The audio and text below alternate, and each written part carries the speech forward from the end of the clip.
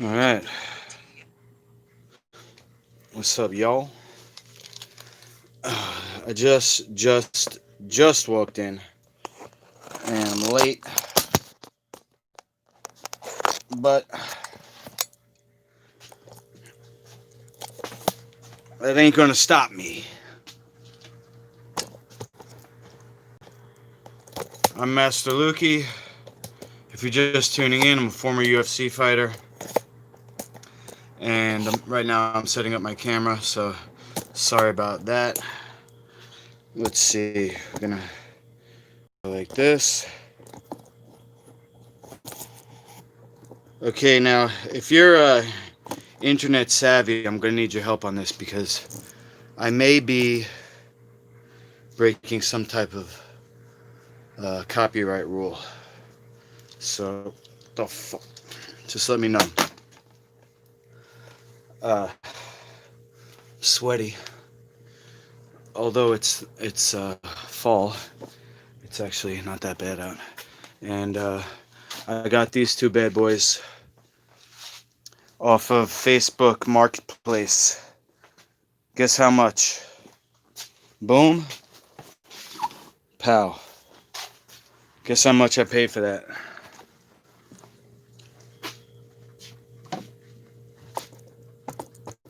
They were $5 each, and I gave the kid $1 tip on each one, so I paid $12. I got two perfectly functioning Razor scooters. We already got one at my parents' house, so now the three of us, me, Zach, and Max, we got good times coming. And tonight, like I said, I'm gonna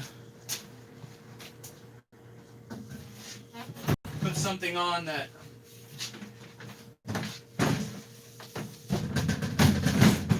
may be copyrighted. So if that's the case, we'll just have to figure something else out.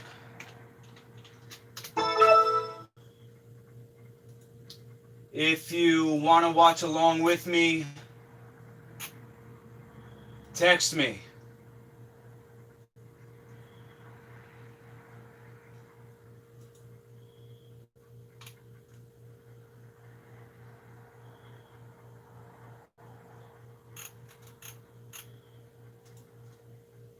But still, that's going to be the hand of the judges how they see it.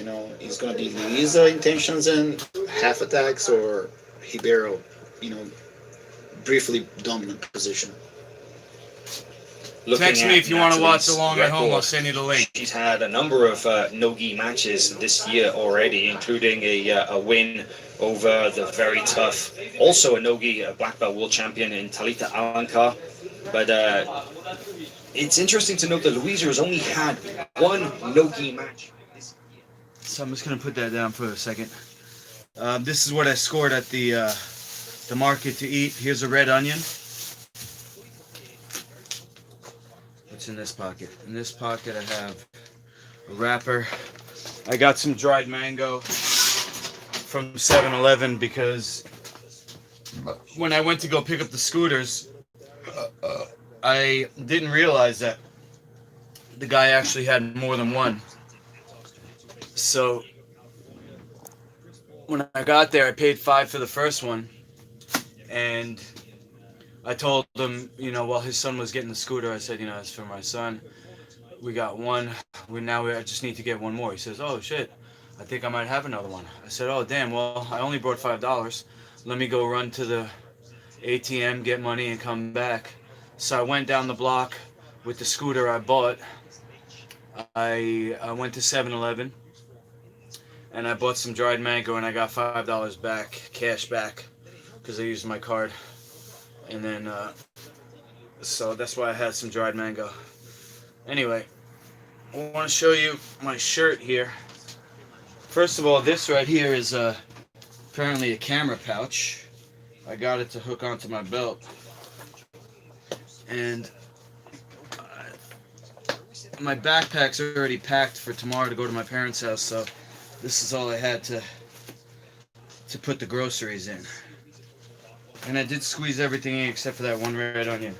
So This is going to be my salad tonight. It's based on a recipe I got from Dr. Jubb. It's called pear walnut arugula salad. I got the pears here, 3 brown pears. Instead of arugula, which was $5 for a pack, I got cucumber, which was $2 for 3. So I'm on a budget. This is for tomorrow. It's pure chocolate. We're gonna mix that with honey and millet, and then here's the walnut. All right. So, let me. What's going on here? Oh, the leg entanglements. I have a feeling we're gonna see a lot of leg entanglements tonight. That seems to be the meta for grappling these days. I'm starting to learn it because I don't want to get my freaking knee twisted out. You know? What I'm going to do is too important to sacrifice on a silly little grappling exchange. Not silly, but, you know, what I'm saying is to have your fucking knee twisted out and basically become a cripple because of a grappling match, that's silly to me. But I don't like to tap out, so that's something that would happen to me.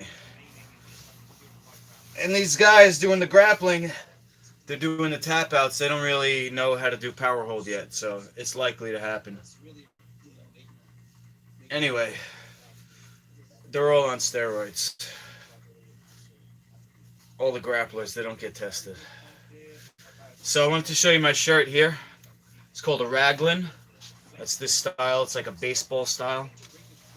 And then this is my logo that I basically rip off of Thrasher, which is a skateboarding magazine. So if you're just tuning in, I saw somebody popped in.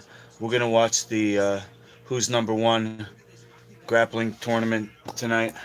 And I'm going to make a salad first. I don't know who these 2 girls are, so I'm not too concerned about this match. But there's some other interesting fights on the card. Let me just put this away, clear this spot. I'll make my salad, and then we'll watch some grappling. And if you're watching and you think that I'm violating some type of copyright, please let me know, because I don't want to get my my channel shut down for something like this. I don't think it's a big deal, but if you think, if you want to watch it, you know, on your own, we could just watch it together, but you watch on your computer, I'll watch on my computer. Could do something like that. This way my stream won't get shut down. But you let me know. Maybe it's okay. Anyway, I'm going to make a quick salad. I ate my pumpkin already today. Sorry I didn't stream that. But I figured you've seen that before. It's a basic concept. You have your base for the salad, which a lot of times is lettuce. I was going to go for arugula, but it was expensive today. It was $5 for a pack of arugula. So I went with cucumber instead. And the cucumber was $3 cheaper. So the cucumber is the base. I usually go with something green. I go with something green for the base. And I didn't want to do romaine. That's another option because the place where I get my produce is not organic. So at least the cucumbers, I could peel it. It's not as bad. I think it's still bad, but you know, like I always say, it's not going to stop me. And you know, I started eating, so it's hard to stop. I probably should have just made another icy for tonight. But I'm going to eat until tomorrow night, and then I'm going to start fasting again. I'm happy with my progress. I was looking at myself in the mirror today. I'm very shredded, and my muscles look good. That, you know, that I ate today. The muscles kind of filled up a little bit. A little bit. Anybody in the chat yet? Oh, what's up, Chris? I'm making a salad and then I'm gonna turn the camera over to my computer and watch a grappling tournament that's on live right now. I'm watching an illegal stream, so if you guys want to follow along, text me and I'll send you the link that I found it on. And if you think that I'm gonna get my stream shut down for streaming that, let me know, and then I'll turn it off.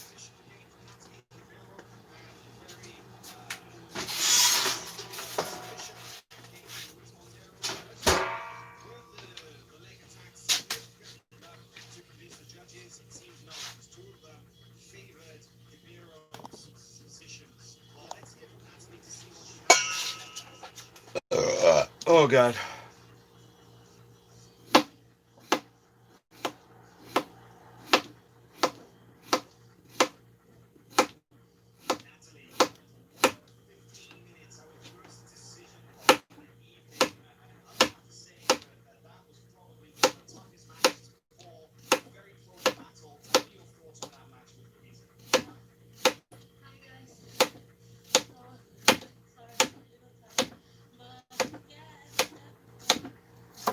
Look at the jawline on this girl. Holy.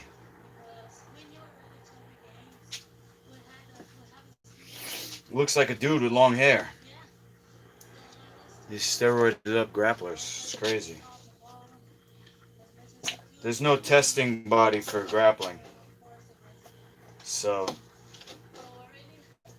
there's a kid fighting tonight I used to train with. He was about 130 pounds. Now he's 180. That's 50 pounds. Maybe he was 140 or 150 when I knew him. But it's crazy because steroids, they use them for a reason. They do work. It is military technology and science. So these guys are developing their limb ripping strength. It's quite scary.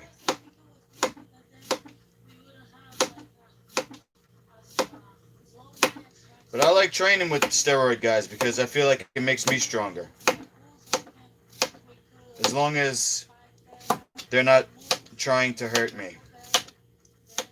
If they're too big, though, it becomes dangerous. It's like they don't know how strong they are. Sometimes you just need to eat a big salad. I don't know what to tell you. I feel bad that I'm eating a little bit. Are you going to make the Blue Hubbard? I made it already. I made it today and I didn't stream it.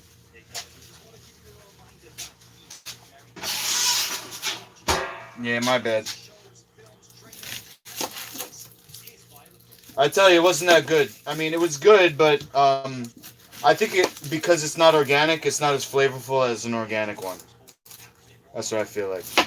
It was a little like bland as far as the squash goes. It had that texture, but it didn't have like a deep flavor like I've tasted on other squashes. Maybe because it's so big. Like the flavor was dispersed throughout the whole pumpkin instead of being concentrated in a small pumpkin. So it's like maybe a pumpkin can only have so much flavor.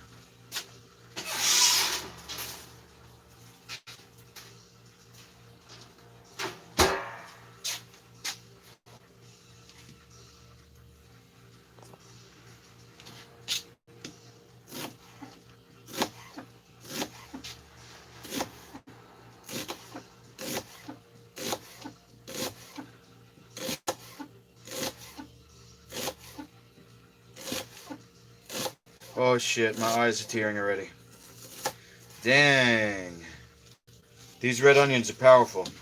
I think they're the most powerful one of the onions.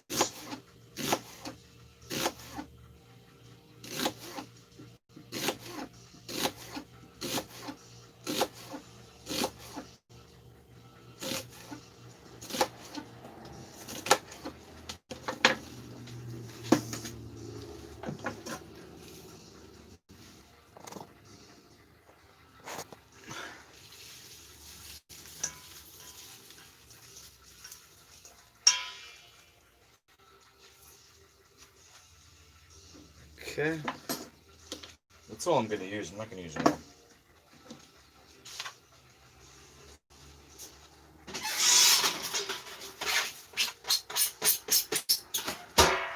Tearing. Alright, next, let's see. Next, I'm gonna do the. I think I'm gonna do the pear next.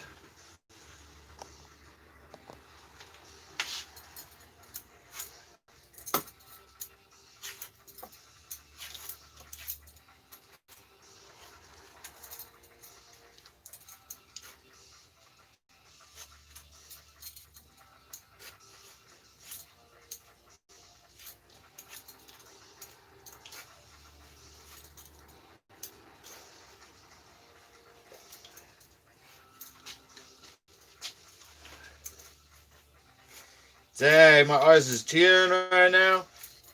Oof. That is killer. Oof. Hold on, I need a tissue, a napkin. Oh my god. Oh. Oh. Wow. Oh. Gabby Garcia's fighting? Holy. I heard she's out though. Something about it. She wasn't getting paid enough.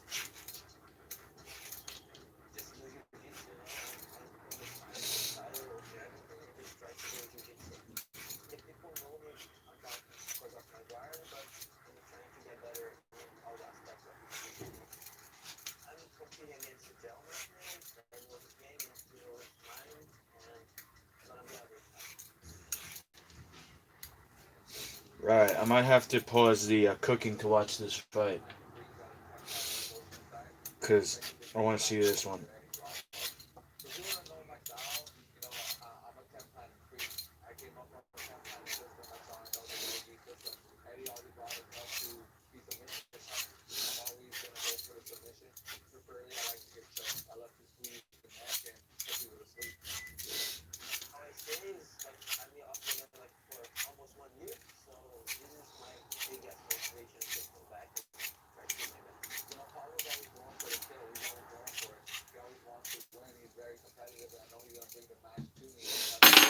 Okay. Holy. Put this here for a second.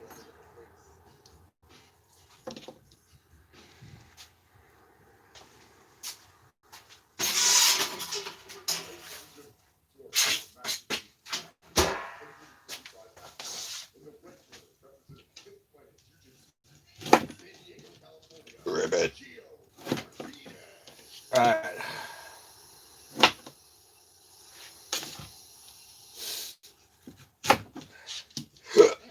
Ribbit. Oh. Gee whiz.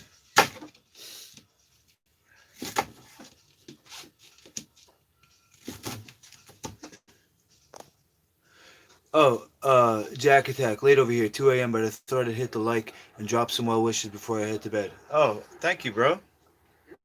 Thank you, Jack Attack. I'm just watching the Who's Number One grappling tournament. The main event is Gordon Ryan. You probably heard of him if you follow grappling. He's like the top grappler in the world. So anyway, I appreciate it for coming by. Right now, the match that I'm gonna show is one of Eddie Bravo's guys versus a Brazilian guy who now lives in New York. Let me bring the camera over here because I'm gonna watch this. Who's this guy here?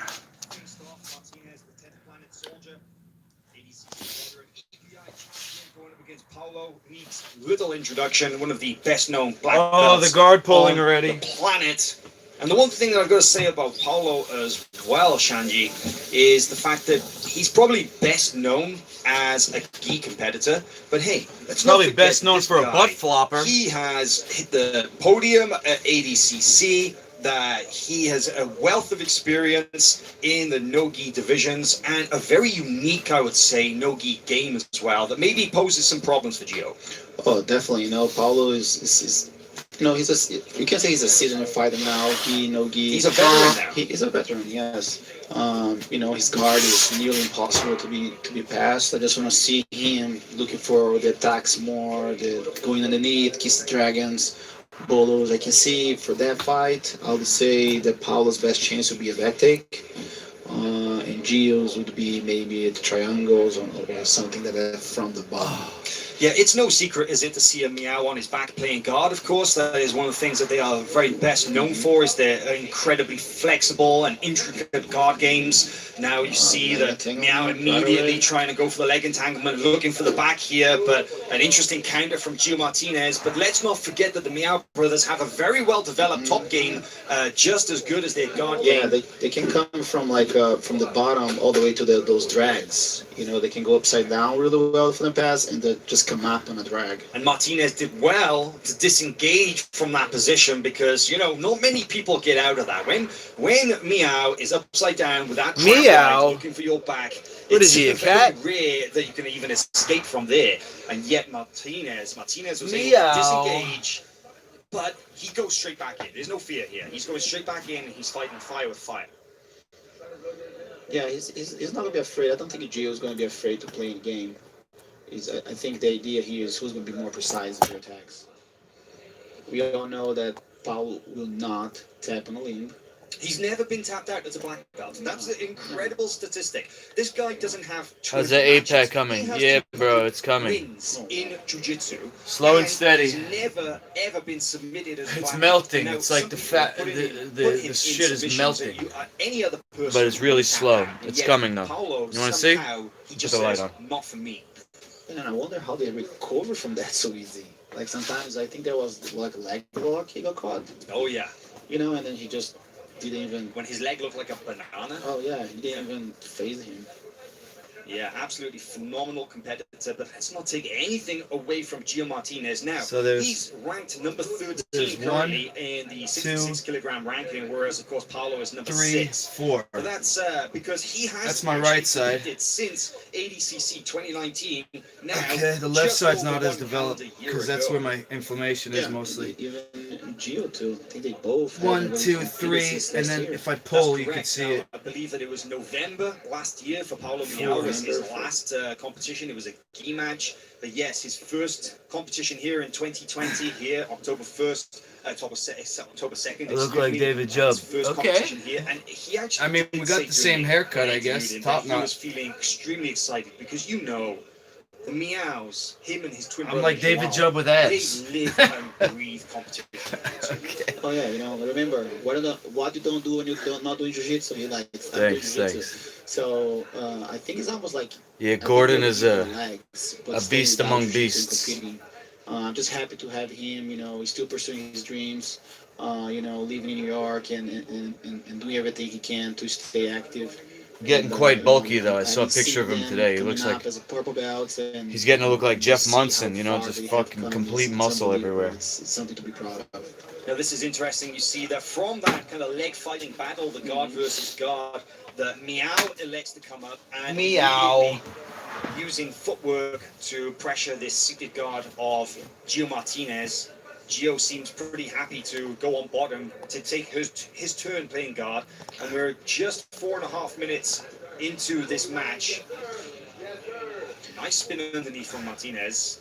Yeah, but it's the kind of situation that, like being swept from there is not going to be an issue. I would like to see maybe Gio try to close the guard. I think that would be more of a chance for him to get something that maybe Paulo is not used to, because entanglement for entanglement, Paulo Meow will be doing this is his purple belt. Right. But putting him in a close guard and break his posture and try to work omoplatas, triangles, more of that, straightforward game. I wish somebody would come up on a leg maybe and try to wrestle. Doesn't anybody wrestle anymore? Especially in this division as well, in the lighter weight classes, You it's know what I rare mean? to see somebody play that kind of close guard game. And we know, of course, being a 10th Planet stylist, that Gio's going to be well versed with the whole close guard attack. Look at this, onto a guillotine here. He's got a great, deep over the head grip, but Meow manages to slip out of that. But Oh my god.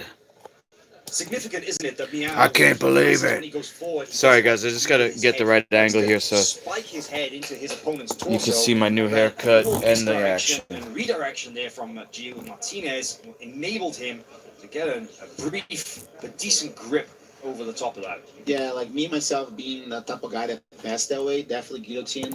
Butterfly guillotine is something that we always have to be, Ground watching game for. is a real workout, John says. So Martinez, of course, his coach, his It's mentor, kind of like master, lifting man weights who gave him in a his circuit. black belt, the infamous Eddie Bravo. But in his corner this evening, you have his brother Richie Because Martinez, you gotta use also strength 10th and black cardio. belt, and Kyle Bame, now based here in Austin, Texas, also another well-known 10th Planet black belt and competitor. These guys keep just playing with legs though. It's not. Gio, man, look at the last 5 It's people not that as he actually hard. beat, and it is a very interesting listening because Did you've you got see Tim the Gunn, Scorpion you've Crush got sub Frasato, on you've got Bellator the other Michael night? Gracie, I who did. I outweighs him actually by saw it. about 40 pounds at least. And then you've also got Joao Miao, who is sat in the side note, or How do you think? note something you may not know. Two losses to Sam Morgan from The Ultimate Fighter Season 2, his nickname was Sammy the Squeeze. And he got that name because he won in MMA using that move. And he was the first person I'd ever see do that. And he did it to me in practice. And I don't remember if I tapped out or not, but very, very, very hard to do. it fucking sucks. Yeah, Paulo's known for be a little more seasoned than João in a way. I never heard it for called the years. Scorpion Crush though. He But just the called it game is the squeeze. the same. I would say that Paulo passes a little more than João. And it wasn't just a Grab oh, yes, look at this. grab right for the drag. Didn't go. Great response there from Martinez in answering that a brief attack there from Meow. But that's how quick Meow can pull the trigger. Yeah. I'd like to see Paulo try to put a little bit more of the weight on Gio and try to go for maybe the jumping guillotines. We haven't seen there yet. And I don't think Gio Rib will slicing. really fight too much, not be swept. So see, look, he's already Yeah, it's like sitting there. just a complete Couldn't come up. crush. Sorry, Paulo couldn't come I don't up. remember what it feels like. Changes It's been a while. strategy Definitely a rare move. halfway into the fight.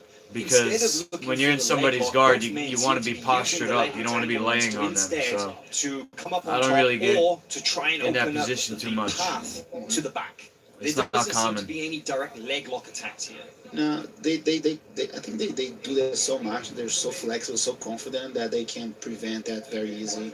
We haven't really seen any real entanglement and tight between both fighters. Now, we mentioned it briefly earlier there, but of course, a large part of Meow's career, he's trained with a number of people. Of course, the man who gave him his black belt was Cicero Costa, but he spent hours and hours, hundreds of hours, training on the same mats with people the likes of Leandro Lo and Murillo Santana, both known as extremely accomplished guard passers. Now, of course, Meow has learned one or two things in his time, and right now, even though he's not advancing forward, his posture and his pressure in this position look pretty good, Chanji. Oh yeah, like you said, sometimes to learn to defend something, you learn how to do it. So he's an excellent guard player, and definitely he knows the ways of the pass because it's his own game. Going for the foot. Easily back up to his feet is Meow, and with an ankle controlled as well. Now, the one thing there is another nice, effortless reversal there from Martinez. Of course, these I don't know what the they scoring don't is in necessarily this score shit. in the traditional sense here, who's number one in the submission-only format, but because we are submission only, judging okay. these matches as a whole, the intention behind See, them I like that. and the results from that action will be considered. So if you're able to sweep into a dominant position, or if you're able to sweep and then dictate the opponent's responses, the judges are definitely going to be looking for that. Yeah, I don't think unless you're counting how many times someone gets swept, but I don't even think it's a legitimate sweep because they're not even trying to defend. But we know in this format, I think dominant positions will play a bigger role. We saw it in Natalie fight. She was able to get one pass to the back to the mount that really dictated the whole end of the match. In their case here, they're just switching, pretty much switching, seesawing the position, one the bottom, on the top, but nothing really solid for both of the fighters. You know, and I have to say, I think this is the longest that they've stayed in one position for the previous 10 minutes. Yeah. You got Martinez. It's got this interesting double ankle lock control. And that's going to make it difficult for Meow. Get him in the Meow, Boston of course, is Crab. so reliant on using his legs to get in underneath his opponent's hips. You control both his legs like that, of course, then you shut the door. Yeah, but he just controlled it. He wasn't really going anywhere from there. Like I said, sometimes they're so good. Have on I those ever heard lag, of the upcoming weaving MMA entanglements fighter that Muhammad you move a little bit of your hip Mokhtar? and change your angle. Nah. It takes the weight Where's of the he? opponent. Where's I think he? this fight's going to be dictated in the last 2 minutes. Where's he Whoever, Is he you know, from maybe Brave or shows more will? KSW? He's going to take the decision because I he's not can't in UFC, really, is he? at this point, take who have Let me see. more of a chance. Yeah, they've still got just over 3.5 minutes to work here. Who's number one? This 15-minute match has been just non-stop. They've barely settled into any position. Every time one comes close, the other one's out and answers back with an attack of their own. But there was a brief toehold. But I have to wonder, strategically speaking, Shanji, I do you think I think did, that he actually. knows that there's a chance of getting a leg lock? Nobody's tapped out Meow before. Or is he using it? Oh, I do that drill.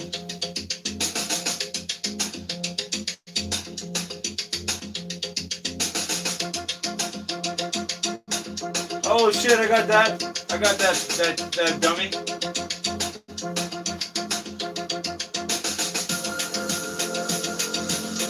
Ew, bro, have some respect. Don't. Yeah, you know, I did see him. He's coming to UFC, right?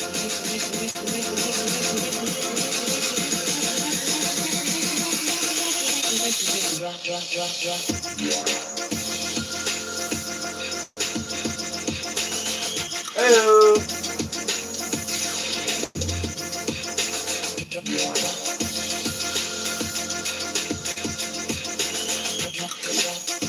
Ooh. Oh shit. He's crazy.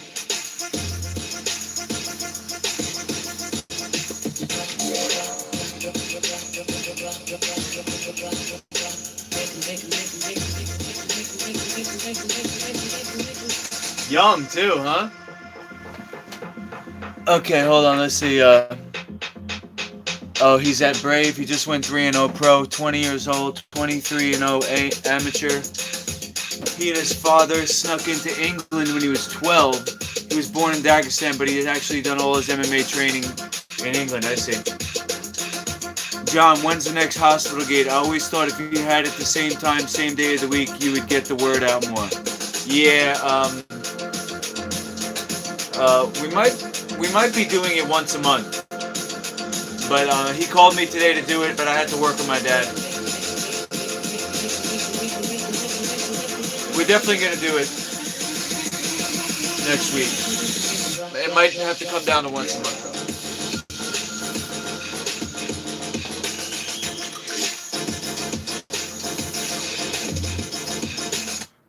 I don't want to miss this. Before the event was due to start, him and his brother just humbly, quietly in the Yeah, I corner, like when drawing away. 45 seconds remaining here left in this match. I like when they do those suplex on top, and I was watching angles. a Justin Gaethje highlight today. But everywhere he goes, He does a Meow has takedown leg where he actually throws in the way. guy Look at down. this. He doesn't Better follow than him down. I like body that. control. It's like a pro wrestling It's the move. He first one in the throws and match. it's like a choke slam. That's a very interesting observation, Shad. You're absolutely right. The apart from that brief guillotine attempt from Martinez early in this match, they've almost never been able to connect their upper body to their opponent, either man. Well, because they're not doing the headlock control. They have to control the head. Leg to leg, they're gonna be, pretty much block each other. Nulling fight each other in the same position. There it is. Do you think Gaethje would beat Time Khabib? is called. We are going to go to a judge's decision here.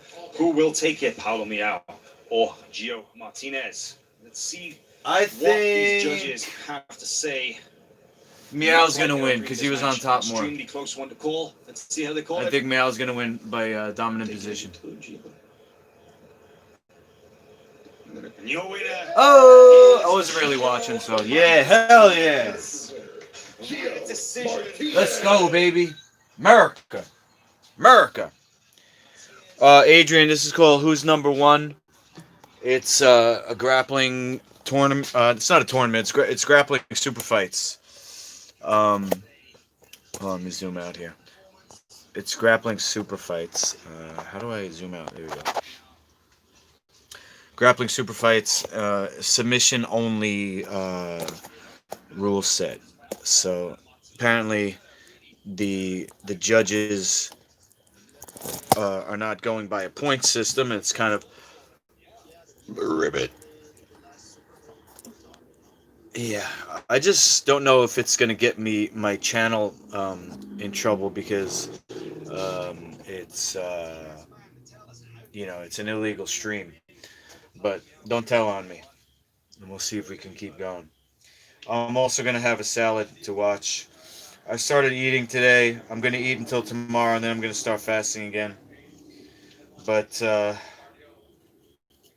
salad for me is kind of like a pastime. It's like a something to do with my freaking mouth when I just want to chew on something. It's like I'm like a horse. I start eating and I just want to keep eating. So this was fairly cheap. I think I spent for the ingredients that I bought about $10 or less because the walnuts were the most expensive part. I'll show you what I got when I finish the salad, since you just joined. What was the other? Uh, do I think Gaethje will beat Khabib? Honestly, I don't think so, man. I think Khabib is too technical. Gaethje, he's very powerful, but he's not a black belt in jiu-jitsu. Khabib is a black belt in jiu-jitsu. Even though he doesn't have a belt in jiu-jitsu, he's black belt level in jiu-jitsu. Gaethje, he's probably good. He's strong, but he's gonna make mistakes in the grappling. He'll probably get caught in a guillotine choke or a rear naked choke. I don't think Khabib's gonna ground and pound him. I don't think Khabib's gonna knock him out. Although he could. I mean, Gaethje's been knocked out, and he knocked down Connor. He trains. Khabib trains with a good kickboxing gym, American Kickboxing Academy. So I mean, I wouldn't be like super shocked if he kind of stuns Gaethje on the feet, maybe catches him with something, and then pounces on him and finishes him on the floor. That's a possibility. But I think, if anything, I think over time, Gaethje's gonna make a mistake with the grappling and then get caught in a submission. That's what I think. I think Khabib is too technical in the grappling. Like he's got a strategy that's developed. He's got a very developed strategy. He knows exactly what he's gonna do, and that's what he's gonna do no matter what. I'll be rooting for Gaethje. I always root for the underdog, especially when he's American. You know. But I like Khabib. I like him as a fighter, even though he's my nightmare opponent. When I was fighting, I was a decent striker, so Anybody who faced me, they had their best opportunity to beat me in grappling. So I was always fighting against people who were trying to take me down and either ground and pound me or submit me. So Khabib's like my nightmare opponent. I'm sure he's a nightmare for a lot of people, but stylistically, that's the last guy I want to face. Although I like being the better striker, so maybe I would like to fight somebody like Khabib because then I don't have to worry about being outstruck. You know, I mean it's fighting, so if you're not winning, it's gonna be miserable no matter what. You're either getting punched up, kicked up, grounded and pounded, submitted. Good times, good times.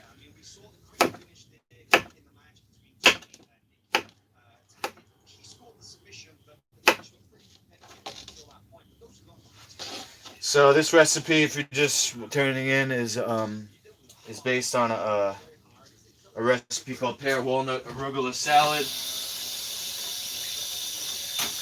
I didn't want to pay $5 for arugula, so I got cucumber instead. So I'll just show you what I got here, and then I'll read the chat. Let me see here. Uh, it's probably gonna end up like Barbosa versus Khabib. What happened with that? I know Khabib won, but he just beat him up, right? He grounded and pounded the crap out of him. Okay, so on the bottom there's cucumber, there's red onion, there's pear, and then now I'm gonna put on the walnuts. All right. Whoop. Sorry.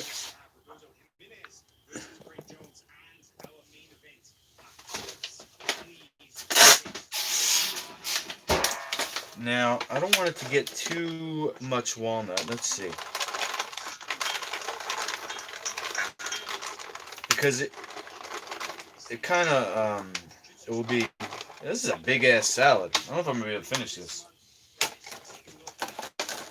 And then the dressing. Let's see. I got Celtic salt, of course.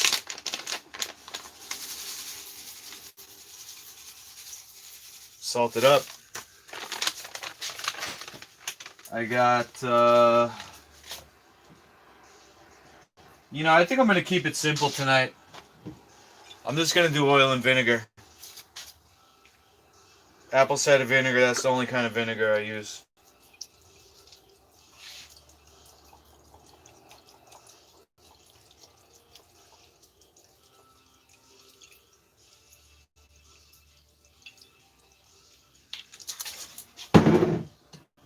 If I had nutritional yeast, I would put some of that on too, because I like that.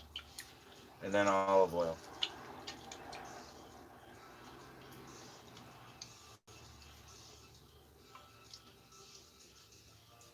Alright. So that's that. Now, come over here. Chat. I was an atheist. Shivi says, I was an atheist until I had supernatural encounters with Jesus, including supernatural healings with a prayer. I was thinking prayer in Jesus' name over food can increase its electricity. Are you going to be streaming while watching UFC? No, that I won't do. I think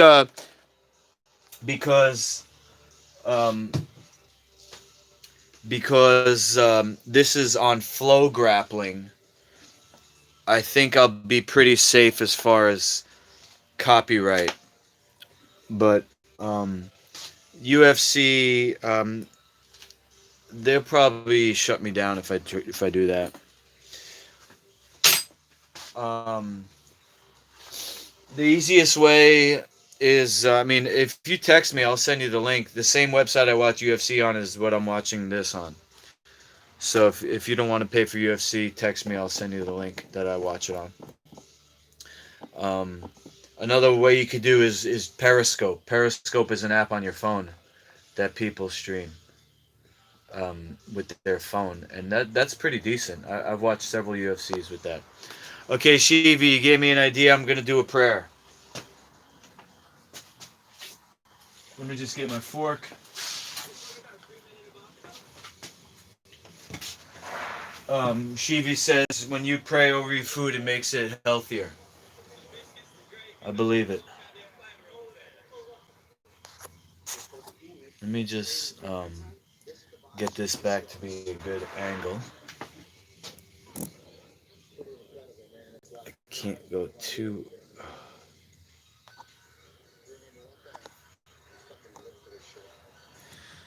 I'm gonna put this camera back down.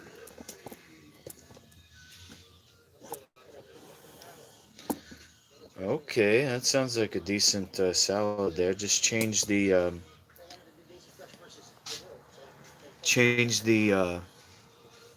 balsamic vinegar to apple cider vinegar, and change the chicken into shiitake or oyster mushrooms, and then you got a life food certified salad right there. How's that?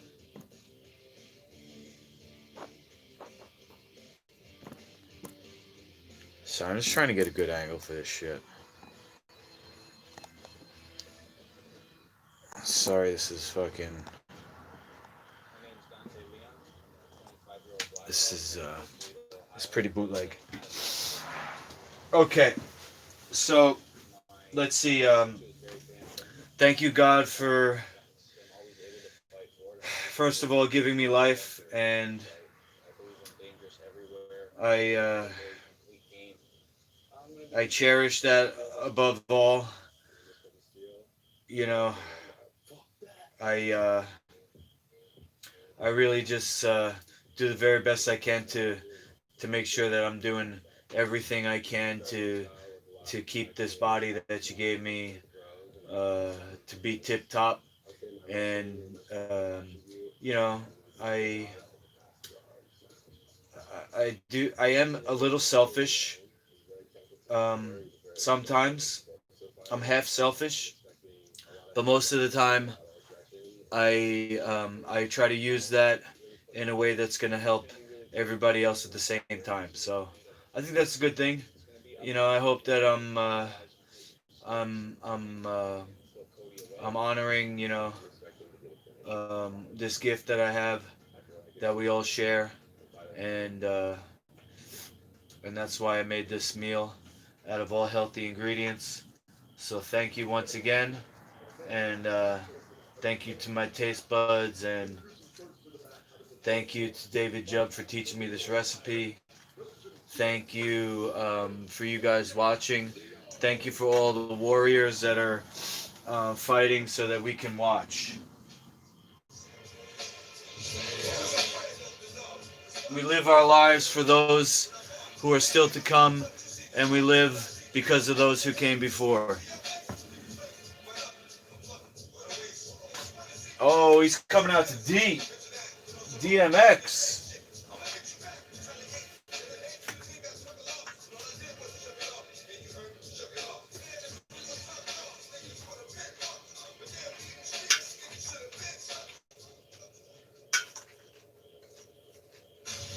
And now, please welcome his opponent to the mat, representing Checkmat Jiu-Jitsu, Cody Steele. Adrian, you want to tell us what you eat before dinner? Amen, John. Thank you.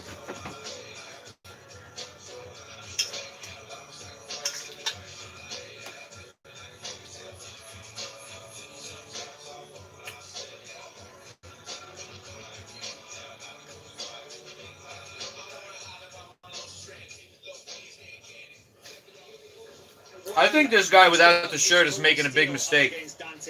Both men, 25 years of age, only 1 inch difference, and weighing in, even though this is a 185-pound match, both weighing in right around the 180 mark. But you know, there's a big difference here, Shanji.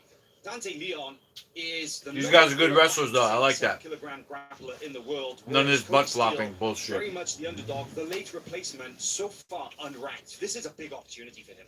Yeah, Cody had a fight not too long ago. Showed a lot of good skills. You can see he's in shape. He's ready. I don't think being late. See, all this late retail college space is on the a problem shirt for him at all. is ad revenue he could be making. Here at Who's Number One, a huge opportunity considering that we're here in Austin, Texas. His adopted. You eat glass, Adrian? Okay. Port Angeles, What are you, a Washington, fucking- but living here since You in a since carnival, high bro? school. And you know what's really You the glass interesting? eater in the Big carnival? shot there. Damn, I missed it. That's a big statement. Yes, it is. Because I was about to say that Cody is very well known for his wrestling prowess, but Dante, the Canadian now based in Ohio, access to some high-level wrestling training of his own, scores that big takedown. Oh, big takedown. He's been fighting, good jiu-jitsu wrestlers, and definitely Cody is one of them. But I think the seasoning of Dante, he was able to, capitalize, get a moment. I think Cody got a little too comfortable, sneaking and moving, and ended up being taken down. Let's see what's Dante gonna come. I like how he uses the butterfly hooks. That's what I do. Well, what's interesting is the way that I'm rooting for Cody. Leon was able to not just take down Steele, but keep him there. Now that's hard because against guys who have, like you called it earlier, that wrestle jitsu style, one of the hardest things is even if you do take them down, keeping them there is a tough job. They just pop straight back up. Yeah, but in that case, since there's no point allowed, I don't think, would be much of like a try from Cody. I would say if there do be points on it, he would be a little, kind of like hustle that position a little more. Right. So maybe it should be okay. Got to take down. I know it counts for the referees, but we still got 13 minutes on the clock, and I think he thinks he has enough time to. Damn, Matt, take you that eat nails and consideration, glass, huh? make that Okay. takedown not value so much. Absolutely. An interesting wardrobe choice from Dante Leon, electing to compete shirtless here, Who's Number One. And, we just Chris, wanna you talk eat the a little souls of about the that, week? about the fact Damn, that you Leon, savage. hailing originally from Harrow, Ontario in Canada. Supposed to now protect the based in weak, bro. Toledo, Ohio. Ohio is known as one of the. Oh, look at this interesting guard pass onto the head. Exactly. Attack here from Leon. Adrian says, I drink the remains in a sponge after doing the dishes. Okay. Hey, don't let it go to waste, bro. Nice defense from Cody. Oh. Into the top position. See, I like this game better. These guys are doing managing to get wrestle out of a jitsu. deep I like that guillotine better than the attempt. butt The flopping. Judges are going to definitely make a note about that submission attack. Yeah, Dante from Toledo, Ohio. I need a napkin. Shout out to the guys in Toledo, Chris, Kelly, the 15 boys. That's the first city that moved to America 20 years ago, Toledo, Ohio. So as you know, Don't let it go to waste, known as a Adrian. Jiu-jitsu hotspot, but certainly a lot of grappling pedigree there. And now look at that wrestling up Beautiful. from Leon. soap, The way huh? He just picks up that single from that single position, and now looking to go higher on the body. Love this match. But Steele, constant movement. And Steele actually said more than once in the run-up to this match that he wanted match of the night. He wanted to put on a show as much about going out there as getting the win. And so far, not even 4 minutes into this match, we've already been getting the show. Yeah, good position, good wrestling. And what I like about sometimes fights like this is that even there's no point, they still trying to wrestle each other. That pride to like, I'm taking you down. And Dante could easily pull guard because we've been seeing him pulling guard before. He's refusing to it. He wants to take the guy down, make a statement. We kind of see Cody slowing down a little bit.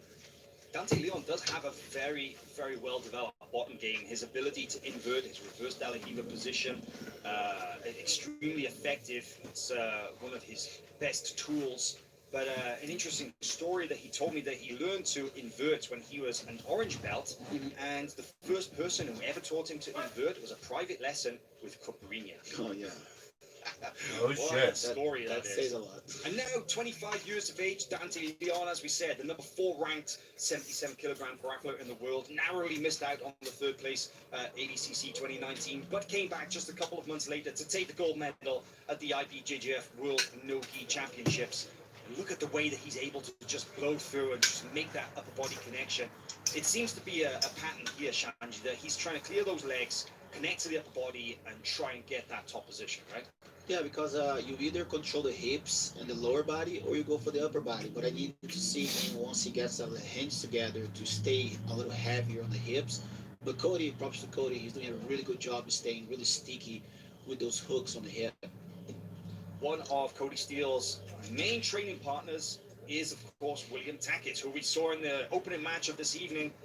But look at this now, Dante doing a little better job in getting closer to that upper body. But as you mentioned, Shanji, Steele so far is managing to avoid settling into that bottom position. But now look at this, sprawling around, running around.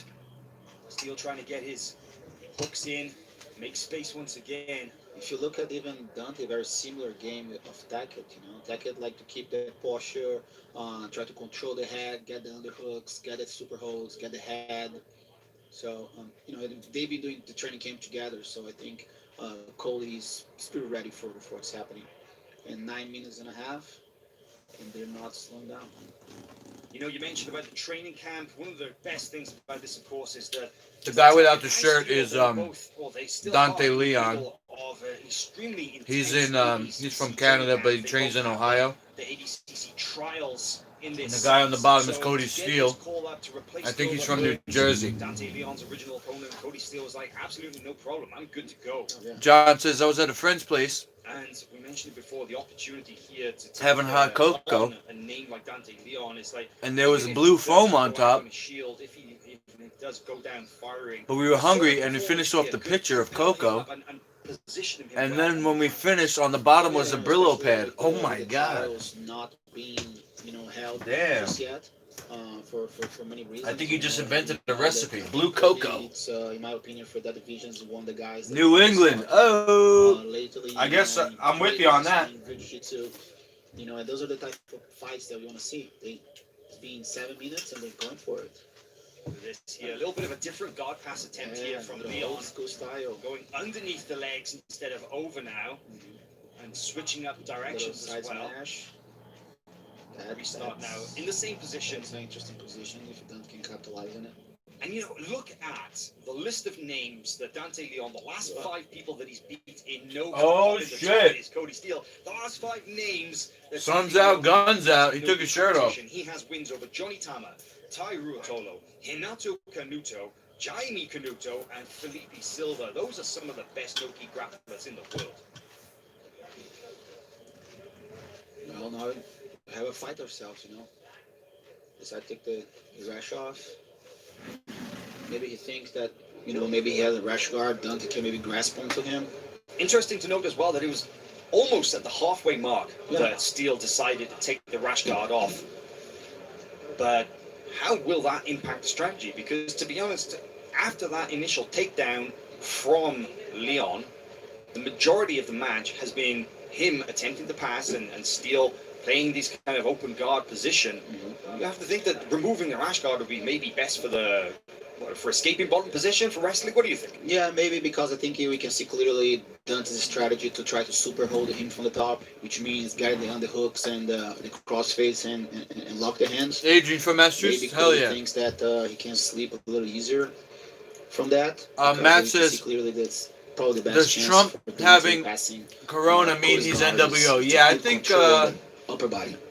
it's safe to say that There's footwork there from both men, Leon and Trump Jim directions, but trying to has settle outed into this himself smash pass position. as Now manages to good get side the knees smash. the together. spokesperson Little leg weaving. for the marketing Trying to department. windshield wiper his knees of Big over, Pharma. but Steele manages to And I was keep just that knee in suspect of him between them. because I sense here. I was don't know about you, suspect but I sense because that Steele seems to be slowing. he looks Of course, Dante's putting pressure. like he's You see on that his position is on pharmaceutical both. drugs. Um, For example, Cody, most likely, remember we were talking about on the show. I heard the statins. presence That's that for the no-gi people have to put. To I be think able blood thinners. to pass the guard. He And eats you see that McDonald's. Dante, he has a He said posture, something in if the you look at his head, debate the his other head night is about always, getting. He doesn't want to get rid of the towards cows. Cody's body. Referring, of course, to the Shanji Hibero show, which is available to watch I heard that exclusively on Flow Grappling. 2 episodes in from with Dr. more Judd that to come. Don't miss there's that. going to be Shanji, some of type course, of is a new phase in your career.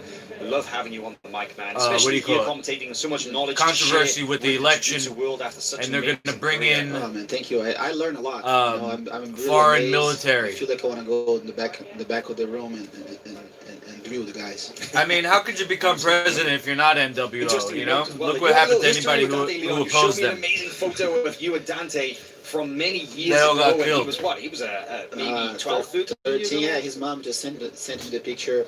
Dante trained with us in Toledo. The family from Toledo. I love those guys. I miss them so much, and I'm just super happy to see him conquer the world. Once again on the neck, here is Dante Leon. Now that looks like a deep grip switch into the dust. But Steel, now the slipperiness of the sweat at this stage, almost 10 minutes into this match, maybe Where'd my saving phone him go? from certain doom in that position. The way that Dante was able to switch from the traditional guillotine, arming guillotine grip to the DOS very quick, but there is a very solid, Yeah, he was very able to smooth get guard pass. Yeah, the leg weaving. Now he's gonna get the underhook. See, super hold. Let's see if he's gonna try to get nice hip break. Basically open the knee, using his knee to open the elbow to maybe get the mount. But it's slippery now. He can help Colin for sure in this situation. Now, one thing that I did notice when Steele took his top off is that there seems to be a large amount of taping on his ribs. I wonder if that is a nice kick up and escape there from Steele. But look at that taping. You can see it all on one side of his torso. Like a cut. It seems more like a cut than anything. I think there's a little padded in there. And now it's Dante who elects to go down first, pulling this position. What we saw, he had success there earlier. He was able to come up on the single, right? Yeah, now 4 minutes on the clock. Dante knows he's ahead, so that's his safe place. Oh, a back flip. the hell is that? From Cody Steele, phenomenal athleticism. But That can cost him. it is an all or nothing kind of move. And Dante now in this very strong torso control here. One hook in, one out. And you have to think that energy bar, of course, that both men have, it kind of goes down and down and down as the match goes. How much does a big athletic move take out of your power reserve as you get this deep into the match? Well, it does take a lot, but I think Cody, if he does that a lot, I think it's not like the same if I'm trying to do this, But yeah, he's always being athletic. If you watch all his fights, he's very consistent. He's very athletic. He does flying and see. Let me know if you guys are seeing okay. I guess for the viewers, it's more entertaining also. Back up to his feet now with around about 3 minutes 10 remaining in this match here. Dante Leon once again electing to go to this kind of open half guard position. I'm not even going to call it sort of open guard. It's interesting the way he always elects to kind of go to that one side, but now possibly looking for a Baron from this position. We know that he can do that too. Yeah. He uses it to come up on top. Oh, nicely cut into that. Passing position once again on the neck, but still able to recover this guard position. He's got one active hook at least. Hard to see what the bottom leg is doing here. They're too sweaty. Nobody's going to get anything now. 2.5 minutes remaining here. And once again on the neck is Leon. Adrian, you sneezed in the corner is store actually Keith Pedigo, inside your mask. Pedigo Oh submission man, fighting. You was saw it the juicy? trailer earlier there, a reminder that I'm like Daisy afraid to Fresh sneeze documentary now. I series think people are going to continues look at me and and be rolls like, he's got the Rona. Watch Get the him. episode of that very soon. Stick him with a needle. He's here this evening. Who's number one to corner Dante Leon in this Bro, match. what's this Cody world Steele coming and to? Leon just hanging on that neck, putting weight on the back of Steele. Tiring in itself. And just really settling his weight down now, it seems. Dante's really settling into his positions. Yeah, he knows he's ahead. 1 minute and 15 o'clock. He's gonna pretty much maybe wait for Cody to try to go for a little Hail Mary and then capitalize on the counter.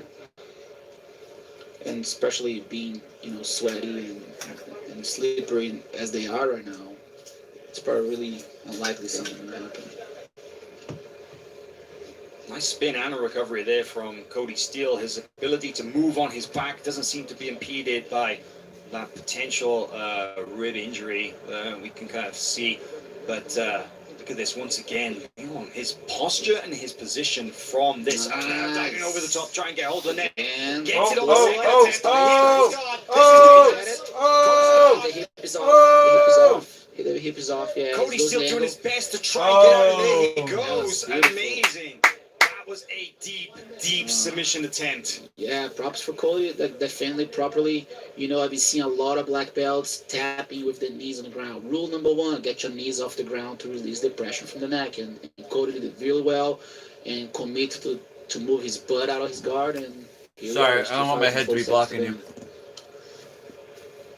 Very interesting to know that Cody Steele went white to black belt with the same jiu-jitsu coach, Rodrigo Cabral of Brazilian Fight Factory, a checkmat gym here in Austin, Texas. Very few modern-day grapplers can say that they have done that, white to black belt with the same coach, but he is a homegrown talent here from Austin, Texas, and definitely, as we run down with 15 seconds left on the clock and one last pass attempt here. Nice footwork attempt to get over the top of that supporting leg is Leon. The mount, little leg weave, side smash, the pass to the mount. Clock runs down. Nice weaving again.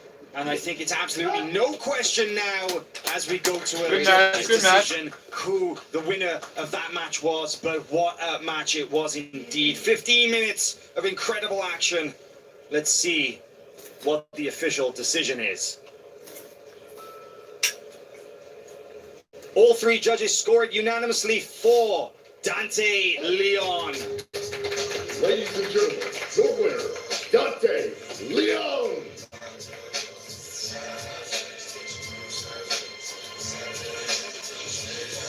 An amazing match there, Shanji. A little bit of everything. We saw wrestling, we saw guard play, we saw guard passing, we saw submission attacks.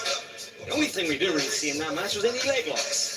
Well, that was very well pointed. You know, they came to fight. They came for big stuff. You know, it would be more from Dante playing bottom for the legs, but he didn't play much bottom. And yeah, it was very entertaining. A lot of wrestling, a lot of physicality, guillotine attacks, guard passes. Props to both. You know, for me, best fight so far. Yeah, you know, you have to say about Dante, of course, that his well-roundedness definitely seemed to be a factor there. His ability to play from bottom, to wrestle up, to dominate the match on top, and of course those submission attacks. Let's hear from the man himself, Dante Leon. Man, tell me how you feel about that. That was a very long, very grueling 15 minutes. Give me your thoughts on your performance there. I thought I fought really well. I wanted to come out and dominate him at his game. I wanted to test my wrestling against him. I was able to score a lot of takedowns on him. I was able to kind of reverse the roles for his fights, you know. He usually drowns people with his pressure. I wanted to do that to him. And, you know, some people might say, like, why not come out and try and do what you always do, but I'm complete everywhere. I just wanted to show that tonight. Well, you definitely showed a little bit of everything. We saw some excellent guard work. We saw you wrestling. We saw you wrestling up. We saw you taking him down, and we saw some guard passing and some submission attempts. But tell us, it looked like a couple of those chokes were pretty deep. How close did you feel you were to finishing that match? There were just some small details that were off, especially in that last one. He got his hips outside. I was rushing a couple of them, getting in the mount, and got reversed. So they were close, but I made some key little errors there and lost the position. So got to tighten those up for the next one. Now, Dante, you've created something of a reputation for yourself as an extremely prolific professional grappler lately, especially in no-gi matches. You seem to have settled into a groove. How do you feel about where you are right now in your career? I love it. I love competing. 2020 season is pretty amazing to be able to be competing as much as I am. So that's incredible. I fought some of the best grapplers on the planet. Cody, unranked, but he's a new kid and he's one of the hot prospects. So cool to get out here and get him as a replacement when I didn't get Dorino. So hats off to Cody. Well, fingers crossed we can maybe set that match up down the road, because I definitely know that was one that I was looking for. But Dante, congratulations, fantastic performance here. Who's number one? Man, hopefully we'll see you back again soon on the next one. Thank you, everybody. Once again, a quick thank you to our official event sponsor, VHTS. Very hard to submit. Find kimono and quality gear. Use the code WNO15 at VHTSNY.com for 15% off at checkout. Huge thank you there. Coming up next, do not miss this one, because one of the biggest, literally, matches on the card here we have Gabby Garcia, the 4-time ADCC champion, going up against the young challenger Elizabeth Clay in an absolute no-gi match. We will be right back after this.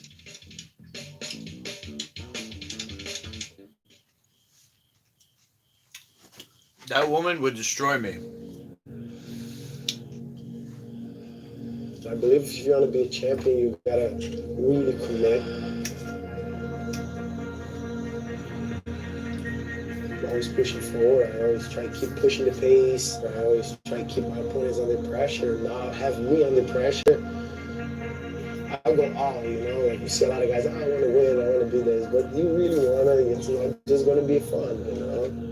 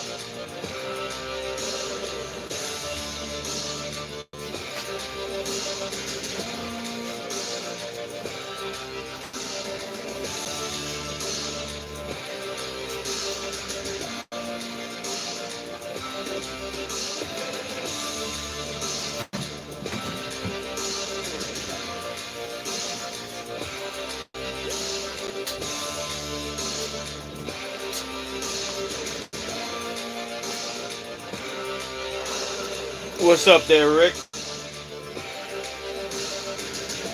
Oh, I made such a big salad, I'm like forcing myself to eat it now. What's wrong with me?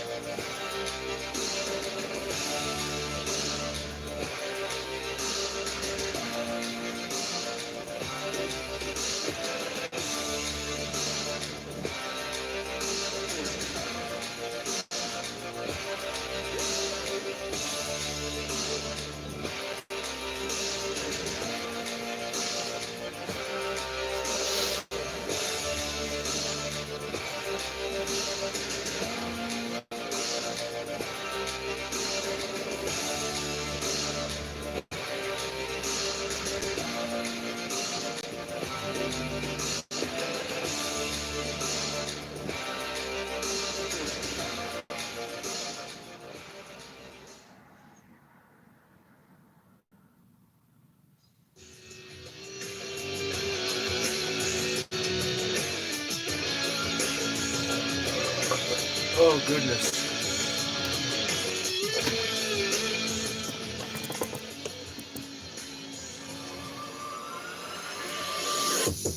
I'm Gabby Garcia. I represent Team Alliance. I'm 9 times world champion, 4 times ATC champion, 8 times world professional champion. My style is like put pressure on top of my opponent. My style is to size, crush. and I use my size a lot. People think like my jiu-jitsu is just this pressure, but it's different for this fight. Hi guys, my name is Elizabeth Clay. I train with Aries under Samir Chantre and Oswaldo Moisey Hill, and I'm a brown belt. My style is exciting, and you're going to see things that you're not going to see from a lot of other people. It's not a one-sided game. I think she's brave, for challenging me. I don't think anybody expected me to want to ask for it, and even if I didn't ask for it, I don't think anybody would expect me to take a match like this. her confidence too, because for a challenge we need to be like confident. And I hope like she training a lot and she have like one game plan for beating me. I'm a fighter. What you gotta do is fight. You gotta fight who's the best, you know? She's been in it since before I started training. I'm trying to be at the top of the top, so to do that, you gotta go after whoever's winning everything. I hate fight against like small girls. It's hard for me. She's faster than me, but you challenge me now. You asked me for this. Now I'm here for you, you know? It's gonna be a long, grueling match, but I think it's gonna be an exciting one to watch. Damn. Ladies and gentlemen, this is an open weight match. Out of the red corner, representing Aries Jiu-Jitsu, from Modesto, California, unbeaten in her last 12 matches. Here is Elizabeth Clay.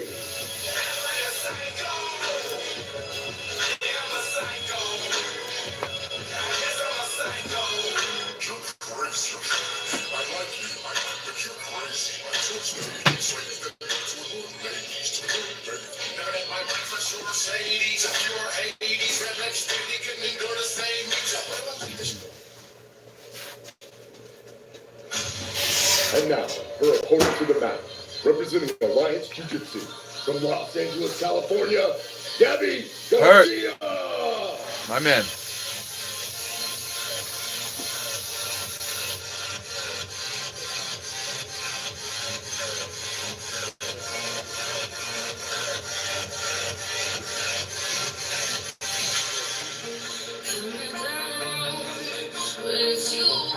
Both these women are in California, my guy.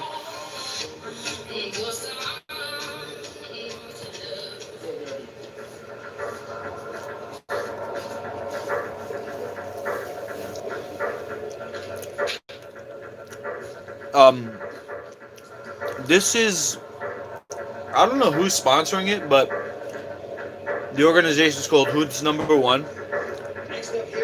Submission only. A very Grappling only. Not only a clash of styles, And it's on flowgrappling.com. Gabby Garcia, the four-time ADCC champion, the most accomplished grappler in the ADCC women's divisions, going up against the young upstart Elizabeth Clay. Clay, of course, the brown belt, only 20 years of age, on a roll here. At this point, in the no-gi division, the girl on bottom on the attack is questioning her life choices. She's got a 10-inch height disadvantage, but she's possibly looking at around about 100 pounds weight disadvantage as well. Man, I'm speechless this fight. You know, it's just what Jiu-Jitsu is about. Gabi and, you know, Liz, she's using her technique, her flexibility, her aggressiveness. It's been 40 seconds. She's already like full of weapons there. I think it's going to test a lot of Gabi's finesse, meaning she's going to have to find spaces with Liz to be able to go through the guard. Open weight, Rick. We can see that. The girl on bottom, as far as I know, she does. I think she's about 160, 170 pounds, and the girl on top is well over 200 pounds. She's about 230, I think, 220. On bottom. Of course, many women have tried Huge. wrestling with Gabby Garcia. Few have been successful. She's only been taken down a handful of times in her career. Elizabeth Clay, she's definitely a guadera, right? She definitely likes to play the bottom game. She likes to attack from the bottom. She has a great open guard in using it to attack for the leg locks, and especially from the butterfly guard, but she also plays a very unique God bless her on the lines, rubber huh? guard, high guard system. Gabby's biggest that flaw. you see, the Did you see her like you fights? say, the Sao Paulo press, you called it there, Shanji? Yeah, she's doing a modification of the Sao I Paulo can't think of press. any Sao right Paulo now, press but I usually remember is a her high not screamer. being too good at Like the she needs to striking. go She's higher kind of on the like, armpit. She's doing very you good know, job. throws these like club punches, controlling but the you hip know, and trying to obviously break, she's huge and this guard. really sick grappler. Which also, on a note here, Gabi's wearing long sleeve rash guards, which actually can benefit Elizabeth on her, you know, omoplata attacks and Google plata attacks. See, Sao Paulo pass is more of a high, the way she's doing right there. Right. Yeah. Dropping her shoulder in nice and high. Now, you might think that this gives Clay the opportunity to go high, and as you can see, using her considerable flexibility to go immediately for the the kind of the high guard position, but at the same time, Garcia advances through now into this half guard position. Exactly. Now they're going to see Garcia's ability to fit in small spaces. You know, like be able to control the half guard. I would like to see maybe Gabi going for the neck right there. The way, you know, Liz is turning, she could go for the neck and maybe arm triangle from there. And you actually hear Elizabeth Clay's coach, Samir Chantre, in the corner, simply and calmly saying, "We trained for this." Yeah, he Meaning, trained for of it, course, there but- was no secret what Gabi Garcia was going to do. Her She game has a is toddler well known. level She's been one of the striking. top, one of the best known black belts in the world of jiu-jitsu for many years now. In fact, she's actually been training jiu-jitsu longer than Elizabeth Clay has been alive. Oh, yeah. 28 years of jiu-jitsu experience. Of course, Elizabeth Clay, only 20 years of age, but my word, the ability to recover the guard from that position just goes to show how tough Elizabeth Clay is. Yeah, you see her defense. She can use her flexibility, not just offensively and defensively. You can see in that position, he did not use her flexibility much. She used positioning, she used timing and patience to avoid Gabi's pass, you know. But let's gonna see how long can Elizabeth handle that pressure. It's been 4 minutes. She seems a little unfazed by it. She's still aggressive, attacking. I think Gabi kind of found her little sweet spot there on the São Paulo pass. Sao Paulo pass. You know, you mentioned that she seemed unfazed. That is one of the things that you can't say about Elizabeth Clay.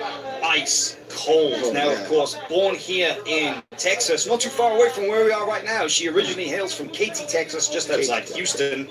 Now, living, well, mostly based in her family, and she spent a good chunk of her life in Alaska. I feel like 200 pounds fighting right now. most recently and spending extended periods of time in Modesto, California, training with the Aries crew, Samir Chantre and Queixinho, two extremely well-known, very technical grapplers and coaches. But you know, it's also interesting to note, and this explains her jiu-jitsu, that while in Alaska, she had a lot of time training with some 10th Planet guys, notably Curtis Hembroff, who that's kind of where she got the influences to play that high guard with the gogo plata. Yeah, and I think she did gymnastics earlier too. You know, so that helps her a lot.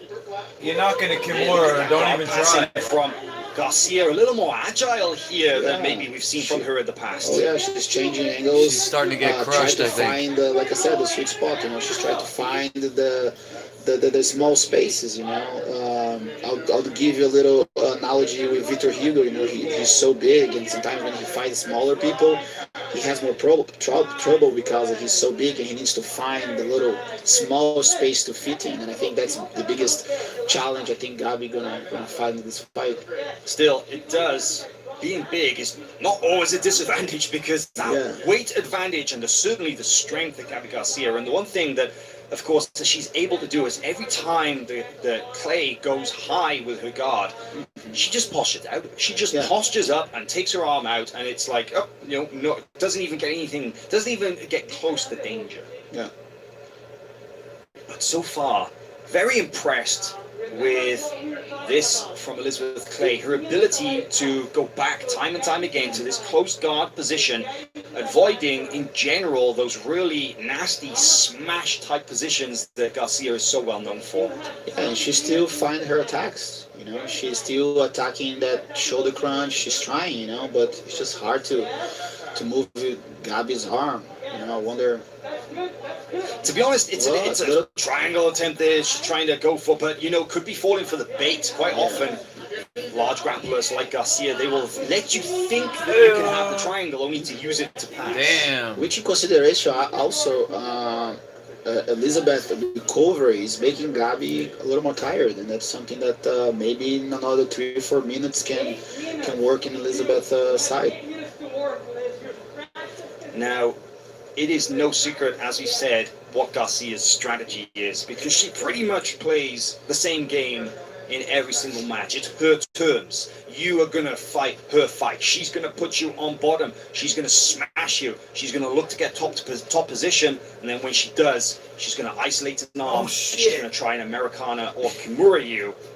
But here, so far in this match, Clay, using this flexible guard of hers, has actually done a pretty effective job of avoiding those very dangerous attacking positions. But look at this now, Garcia once again on the attack. Oh. Running round. Good recovery. Little half guard first. Now, first time we've seen Clay really play guard on this side of the body. But look at the crossface from Garcia. She's really driving in the shoulder now. Getting the bicep deep into the face and trying to really put the weight on. The knee shield kind of saving Clay a little bit, taking a little bit of pressure off the hips, but really that upper body, of course, putting a lot of weight down. The arm across her face is really taking. Oh, she's trying to she's doing a crush good her job using head. the shield, controlling the Oh, leg. that's She's actually dirty. looking for a choke here. That shit is dirty a right legitimate there. smother choke you can get from this position if she can get her leg free, especially. But Shield saving, very elegant, paddle, back to the guard. Ew. my word, well, it is Let's something of a Yeah, a bro. mantra, a philosophy Stay in that's orders in especially place. in Almost your all style of jiu-jitsu, NorCal. the first I'm things on first is you scene learn how to at an survive. elementary Oh, yeah, school, yeah. our rest Clay area. has just shown Connection right there that site. she can survive in those bad positions. And also, she didn't give Stay up in to orders psycho in either. You know what place. I mean? She's Almost all she's NorCal. fighting. She turned on turtle. Oh. She was able So the to get fire's half guard, raging, work her way into a shield. and then your you base know, is be able at to is at a extend her school, body, staying and then you elegant, go get the out battle and you back in her and you game. battle the fires, and And then it's you go frustrating back Gabi. after your You know, shift. Gabi is playing a little That's safe, crazy, bro. which is understandable because if she Wow. opens up, she can be open up for submission. I can't even imagine. 6 minutes I'm on remaining the other here side of in the this country. match, this open weight match, important to note, of God course. bless. If you I wonder wonder where why the there's smaller such a chick size trains. difference, Modesto well, has of Michael course, McDonald's especially gym, because and the Diaz Garcia bros being a a drive full-time away. ADCC She's at a champion, place called and Clay Aries. has made no I'll look secret it as up well for that you. she really, her goal is to become an ADCC champion too. Hey, she needs to be prepared to go up against opponents who outweigh her. She's around about 165 pounds, and Gabi Garcia outweighs her, but that's what she's going to face if she goes into those divisions. So why not do it here in this super fight? Yeah, she asked for it. It's a rule setting that's beneficial for her also, and that she can just be free. She's not worrying about her guard being passed. She's not worried about being taken down. It's about her trying her best, which is working those submissions. Going for the double underhooks here from Clay. Now, if Clay can do that, if she can get those double underhooks and secure a body lock, That could be could we dangerous. see her go to Yeah. Gabi's back? But Yeah, you try to It pry says the left Phillips a little Plaza, higher. Don't I? 1713 we'll Prescott see Clay Road, going over and over for that kind of high Modesto, guard California. posture. But the sheer width of Garcia's shoulders as well, and the length of Clay's legs. It's so difficult to lock your legs Aries around BJJ. the upper body, but look at this. Yeah. It's not an easy job for anyone, even like a taller person. Is that And you know, NorCal? I've gotta say, this Is that where you at? an interesting thought experiment, Shanji, but I'd love to hear your opinion on this because Gabi Garcia, almost impossible to sweep. Really see Kurt her says, on to her put back Gabi in ever, perspective, and she so coached difficult men to with force a Wanderlei submission from Silva the and was bottom. choking What dudes is the, out. What is the answer? What is Oh the my game God. plan for somebody to try and beat Gabi Gabi's Garcia, pretty talented especially on the under his ground. rule set? I They would just say said she's more been of a training Lucas 28 Luis years style, jiu-jitsu. half guard, be able to turn And the yourself girl on the bottom is small only and 20 years old, so work she's for been those training longer than the other positions, girl's been alive. She constantly opens up for that underhook a little bit. I don't think playing a traditional guard would do the job. It just goes to show you, But I though, think that there's more of a really Lucas only so Luis much you can style learn. would be the answer, because when I get bigger guys, If this girl's been training for such a short period of time, and something you know that she's she not could win, be she's not working winning, on, but because she's sweeping not is gonna getting be really destroyed. hard. I would say If she tries to she's overpower, losing because of the size Garcia just gonna advantage. overpower If her. anything, There you have it. she's not losing Well, because of now technique. Garcia using that power, she did a very good job of passing that guard through, but once again, Clay she's kind of like a manages to sideshow. avoid settling in the bottom position, gets to her knees, and then I recovers don't think straight back women to this open usually guard get position. that big, Just so over she's 3 going to be a minutes remaining so sideshow far. wherever she Now, goes. of course, a pattern has Big definitely respect, hell emerged yeah. in this match every time. Kevin, is Garcia BJJ good goes for on the self-defense? offensive. Clay Yes. is able to recover. Just But as it all feels to martial me, arts Shanti, is as gonna well, teach that you every something. time Gabi passes now, she's getting a little bit closer. Put this a little low for a second. Just as all martial arts is going to teach you something that's applicable for self-defense. BJJ is known as being one of the best because most all fights, I think they have a statistic like 98% of fights end up in a grappling scenario. So, um, Kurt says it's a lot safer to use jujitsu on somebody than to strike them. Yeah. Well, that's the word jujitsu.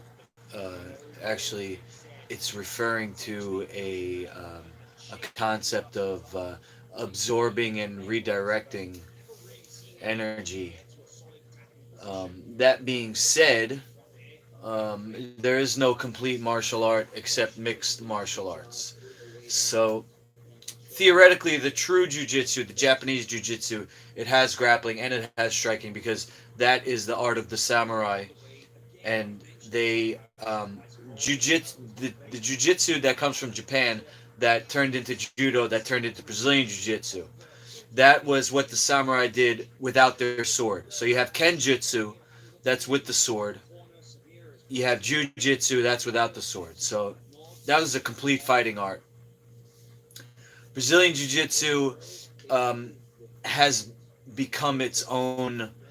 Um, it's become a character of itself with the whole guard pulling, and the Gracies. They kind of criticize modern jiu-jitsu because the sport aspect of it isn't necessarily useful for self-defense. The famous quote from Hodger, he's the biggest and best Gracie, um, who's still active. I think he's still active. But he said if you take off the gi, you lose 80% of jiu-jitsu. And then he said if you add striking, you lose 80% of what's left. So if you do the math, you have 80% of 100% is gone. So now you have 20%. Now if you take away 80% of 20%, you have 4%. So out of the full Brazilian jiu-jitsu curriculum, you have 4% of the moves that's going to be applicable for MMA or self-defense. That being said, the proof is in if you watch the early UFCs, Brazilian Jiu Jitsu was dominating. Then the wrestlers learned Brazilian Jiu Jitsu, so they started to dominate. Then the strikers learned wrestling, and then they started to come around full circle.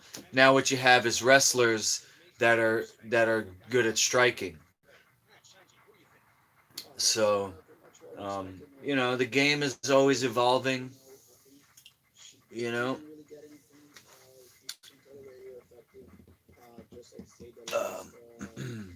Kurt says the air is unbreathable. Oh my goodness, 15-hour shifts, bro. You must have a mask, huh? You got one of those masks with the things on there, or you got a full head with the oxygen tank. How's that go? Gabby Garcia. To be a lifetime in facing a true legend in women's jiu-jitsu in Gabby Garcia, one of the most decorated grapplers on the planet, let alone just in the women's division. And Clay, this early in her career, at only 20 years of age, a brown belt, proving that she has the potential to go all the way. Oh yeah, you can see that she's very technical. She uses zero strength. If you look everything she did, it was all his ability, it was all her technique. Once she matures, get a little stronger, I think it's going to be a problem. But Gabby Garcia simply cementing her position as the #1 ranked grappler in her weight division, the 4-time ADCC champion. We're going to get a few words with Gabby right now. Gabby, Yeah. wow, now you're probably pretty tired after that 15-minute match. You worked pretty hard, but I'd love to hear your thoughts. How do you feel about that match and about your performance? I'm not tired.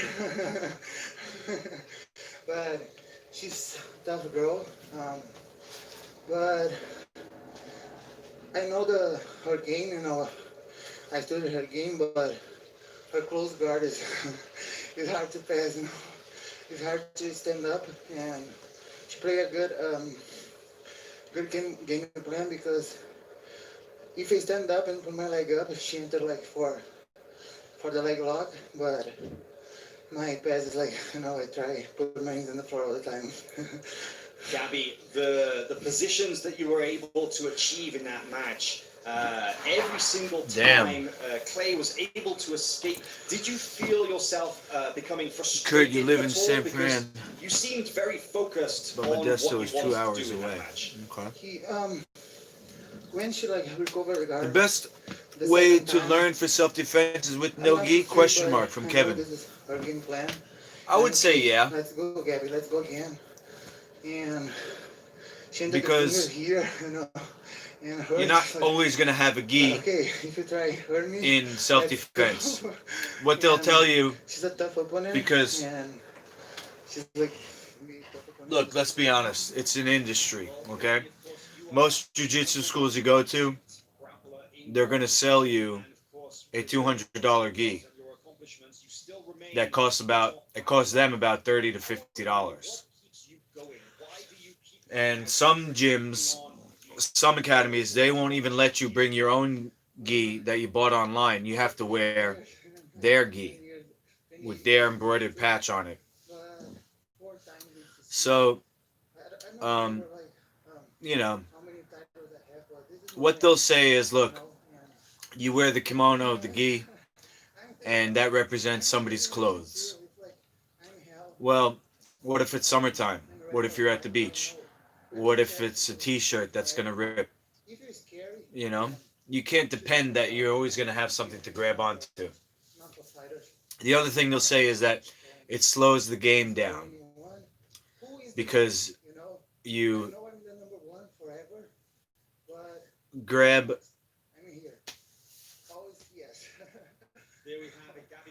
you when you grab the sleeves or the collar, it holds the person in a position, and it's easier to hold that. I'm a fan, Gabby. Good shit. Gabby's a girl who most likely started taking steroids at a young age. I had a friend from Brazil on The Ultimate Fighter Season 2, George Gurgel. He's from Brazil, but he lives in Ohio now. Last I heard, he was in Ohio 10 years ago. Probably still is. But he told me that you can get steroids at the corner store, at like the CVS. No prescription. It's part of the culture there. She looks like she's been on steroids.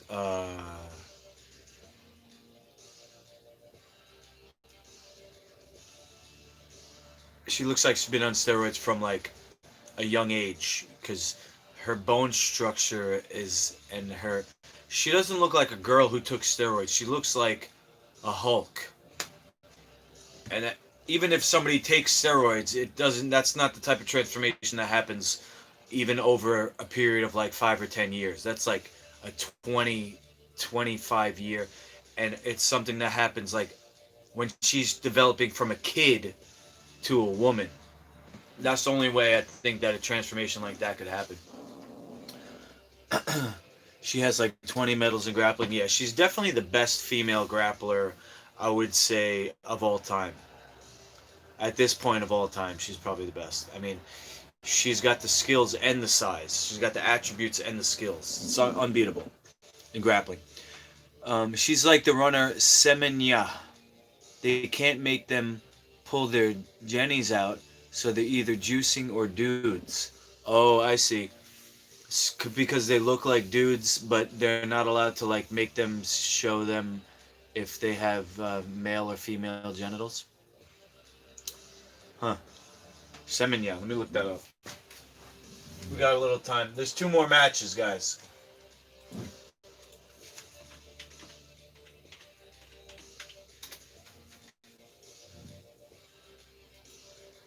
Caster Semenya, male or female?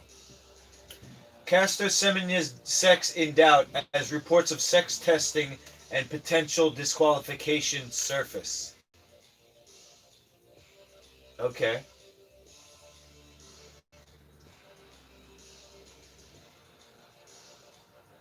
On the grounds that the IAAF had conducted tests on her to establish her sex and that she might be male.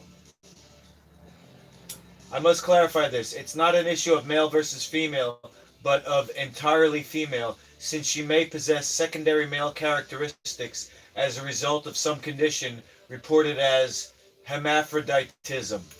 Oh, she may be hermaphrodite.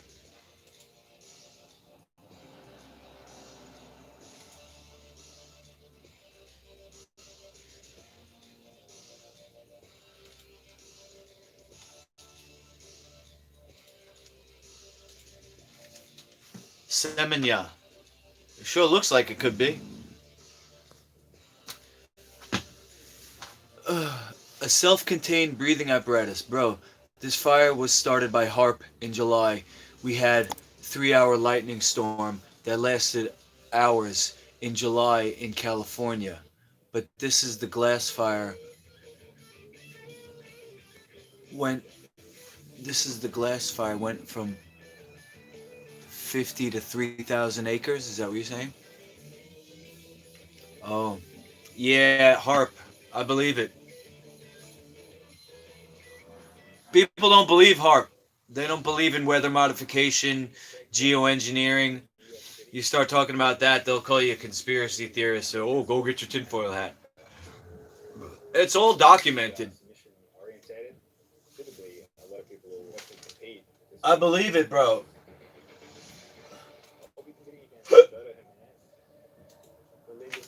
But you're saying there was a 3-hour lightning storm. Holy. A 3-hour lightning storm in July in California. Yeah, that is crazy. Did nobody report that? How come nobody, like, that didn't make the news? I mean, I know why, because of the conspiracy, but I didn't even hear anything about that on Facebook or anything. Are people in California talking about it, or do people that you know that it was started by HARP, or are you the only one?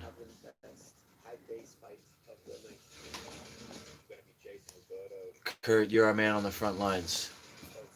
We gotta let people know. HARP started it.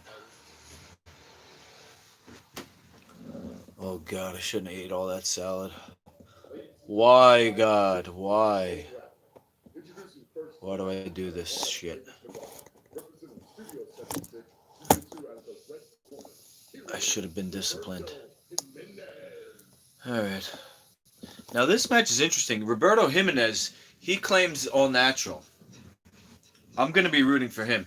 He claims all natural. He says he doesn't like how the grappling, the sport of grappling has become so steroided out. He says, I'll never do steroids because I know I'm an example for the young kids coming up. So I'm rooting for this guy. The guy he's fighting, Craig Jones, he's kind of like the guy he's fighting, Craig Jones, he's trained with the Danaher Death Squad. That's the main event guy, Gordon Ryan. He's juiced up. This guy is hard to tell. This guy coming out now, if he's juiced up, I would say by the team he's with, most likely. But he doesn't look like super hulked out. But his body has changed over the years. Over the past couple of years, I've seen. He used to be like lanky and skinny, and now he's still kind of lanky, but he's bulked up a bit. Like his shoulders got bigger and his traps and his neck. But he's really good at leg locks. That's Craig Jones. He's from Australia. Trains in New York City now. He's probably wearing leopard print pants. That's like his shtick. And Roberto Jimenez, he's this young kid with the black and the red belt. Interesting weight difference in this match because not only is there a nearly 10-year age gap, Roberto, of course, only 20 years the grappling, they don't test. They don't have USADA or anything like that. So it's pretty notoriously juiced up. Damn, he's going for that leg already. hunting for that leg attack. We talked a lot about how we I'm rooting for the guy on top, Roberto. We were barely seconds into this match. He says, "I'll never do juice. I'm an example for the kids." Hell yeah, This Roberto. fight was Get him. a little bit different than the Dante Cody. They go entangle a lot and get a lot of technical setups. And Craig right away in his A game, using the hooks to get into the honey hole, almost worked. He outweighs Roberto. Roberto is no joke. He goes for it. He's fearless. And yeah, I'm just watching. 205 is my weight. So. A couple of things we know about Roberto, of course, that he has an endless gas tank, and that he has been extremely active this year. He's actually had 27 matches this year as a black belt, with 23 of those coming since May this year. I think he's by far the most active competitor this year. And look at some of the guys that he's fought. He's fought both of the Rotolo brothers. He's fought Roberto Cyborg. He's fought Lucas Hulk. He's fought Nick Rodriguez. He's fought some of the toughest Yeah, I heard of Ryan guys in Hall. the world. I'm a fan. And all of this I'm a fan in for sure. around about 9 or 10 months as a black belt. I want to That's see a him on hell of a tour way for to start sure. your black belt He career. fought the best of the best. He's pretty sick nowadays with the jits this also. year.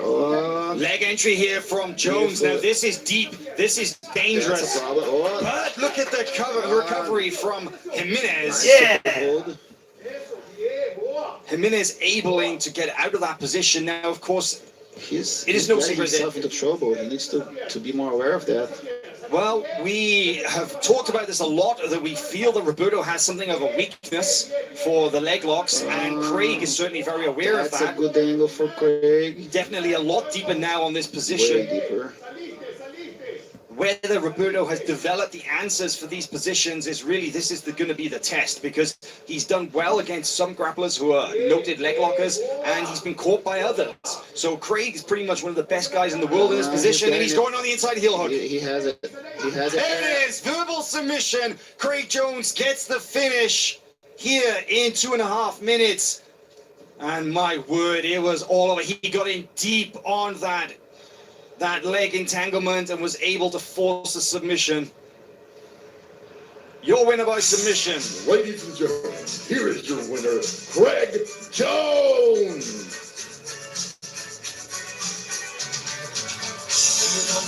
Well, Roberto came out firing, went down Damn. on the shield, had no fear of those leg That lock positions, and actually looked early as if he was maybe going to have an answer for them. If he seemed to get out of a couple of them, but then, well, he got stuck. It was too deep.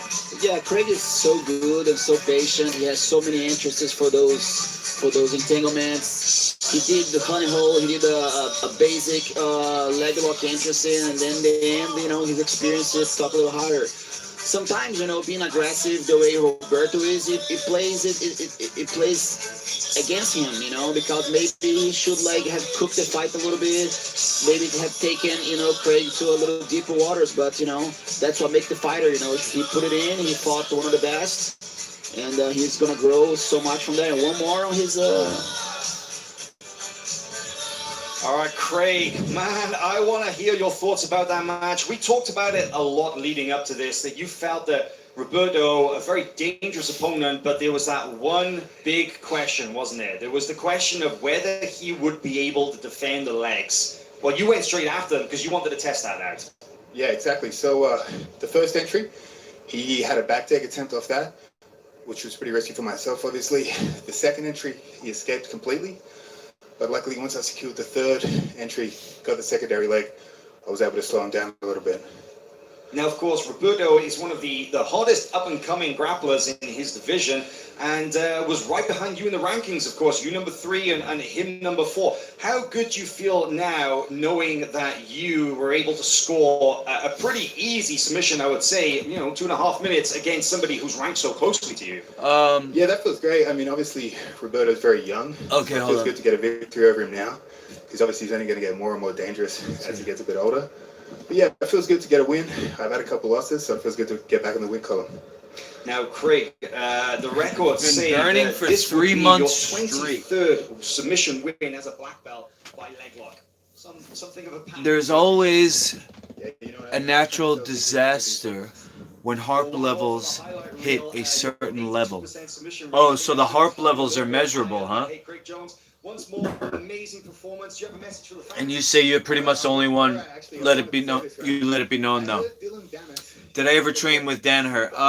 Unless he takes on sort of a challenger in the division. When I was fighting, I went to his class a couple of times. There you have it. Dylan Dennis, I you said that you wanted to get on the ADCC. Well, your way in is via I got Craig Matt Jones. Serra's And let us know blessing, if you want that, because we'd love to have that and match. I would Thanks a lot for your performance tonight. take I the hope you train will see into you the back city. here. Who's number one soon? He had like a 6:30 a.m. class or something that I went to. Amazing. Not too long though. I mean, not too many times. It was a handful of times. They wanted to actually charge me, One of the most talked about grapplers on the no-gi and scene. I didn't want His to pay association just with Conor McGregor, well known, his exploits as an up-and-coming MMA on fighter. principle. Would you say that Dylan Dennis is I was legit like, as a what the black belt? fuck? I'm fighting for the team. I am paying. He had good fights, but I think once he Zach memes. I like to poo, but I hate to pee. Okay, really? You sure? It's negative. So I think Dylan has a lot. I mean, I feel good when I poop. That's for sure. I think Craig is above him. Craig is just on a level of no gi right now, but it's an interesting match. I think The only time I don't like to poop is if I have like diarrhea and I'm like tired from it. I like poop. I went to the bowl so many times. I'm like, oh, just again? It's like, oh my Well, there god. you go. And of course, Please, just stop. Get into ADCC. Well, of course, ADCC is one of That's the cool most though. I exclusive don't tournaments understand. in Why the don't you world. like to pee, You bro? either have to receive an invitation or you have to fight your way in. Now, if Google you don't California challenge, orange skies. That's what it's been like. Looks like the apocalypse. Yeah, I have seen that. They were comparing it to what do you think has been your standout the moment? last Blade Runner movie. Oh, there are so many. I think Dante and Unreal, Craig huh? really up the pace. All the potheads out there Definitely, must be tripping balls. textbook of, Like, Craig bro. entrances, I wonder, very, is that affecting the, I tried entrance number 1, didn't work. is that affecting the Number 2 pot didn't work. farming? I think it's very I wonder if good Big analyze Pharma it, used fight harp Craig Jones in the future. to burn I think all the that weed was crops. Very technical. That Hmm? was very, How's that for very conspiracy? meticulous of him to be able to approach that, and for sure that's the highlight for me. You're keeping a close eye on that guy. I'm definitely keep a good eye on him. I fought him a couple years ago, and I think definitely nowadays would be a totally different fight. I love the way he fights, his persona. He's so polite, but he fights very well. It's very hard to deal with him, and definitely that's something that me personally will be looking for in the future. So far, let him play with the boys and get going. Let's just give a quick shout out, of course, to the upcoming match, the Mateus Diniz versus Gordon Ryan main event, 30 minutes, submission only. Oh man, 30 minutes? But first, I just want to say thank you to I don't know if I could take 30 minutes of grappling. What the hell? Very hard to submit. Fine kimonos and quality gear. You can use the code WNO15 at VHTSNY.com for 50% I don't know if I could off take 30 minutes of this at shit. checkout now. We also got some big news here, Shanji, because, of course, Who's Number One turned out to be one of the biggest events of the year. Everybody was super excited when we announced this amazing super fight show, but we're back. We're coming back December 11th. We're going to be hosting another huge Who's Number One before the end of the year. However, that's all I'm going to tell you for now, because we have more details coming soon. But the main thing is, you thought this event was big? Just wait and see. That's all I'm going to say.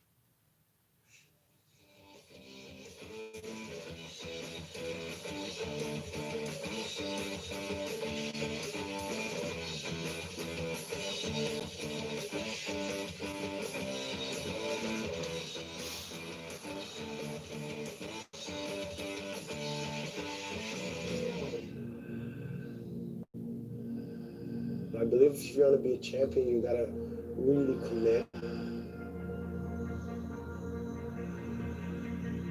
always pushing forward. I always try to keep pushing the pace. I always try to keep my opponents under pressure, not have me under pressure.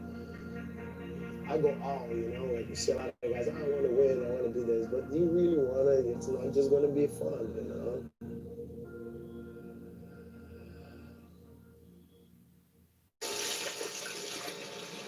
What's wrong with that? 3 men in a bathtub?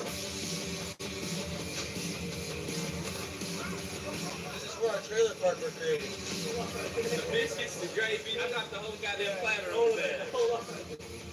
This fucking hammock that cradles you at nighttime. This is the box. You can see all the strings poking out. Pretty incredible, man. It's like 5 stars on wheels, you know what I mean? Remember one thing, you fucking live for this shit. This is my black belt debut. Rick, I got the high school kids coming on Sunday. When they first made a comment, they said, good luck tonight, Andrew Wilson. They wanted to do Daisy Fresh versus the world, so they fucking got it.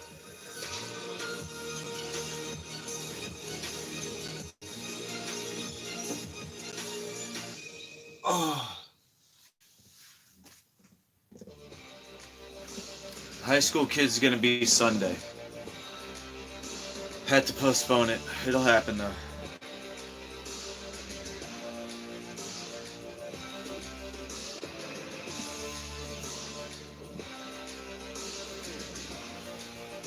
I'm gonna fight them and then I'm gonna have them fight each other. I'm gonna use myself as a kind of not even just a warm-up, but just to take the steam out of them. I don't want them to be like all hyper and, you know, I'd rather them fight each other when they're tired. So I have a 3 o'clock class, a 4 o'clock, a 3 o'clock kids class, a 4 o'clock teen class, a 5 o'clock adult class, and then I think the high school kids are gonna come fight at 8.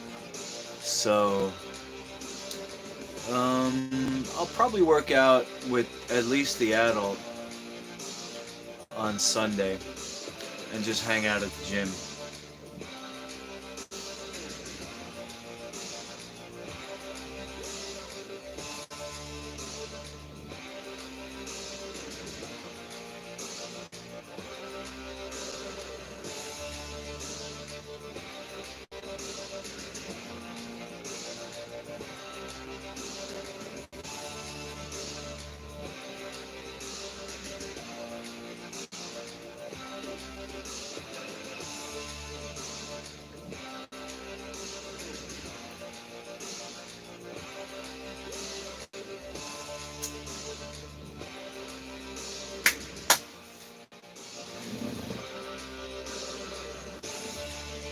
Can I purchase gloves directly from your website?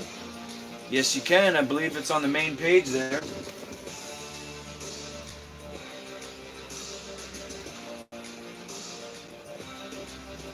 MasterLuki.com.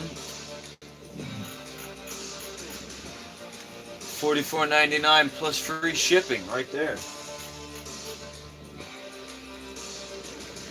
Size. And you can choose either red or black.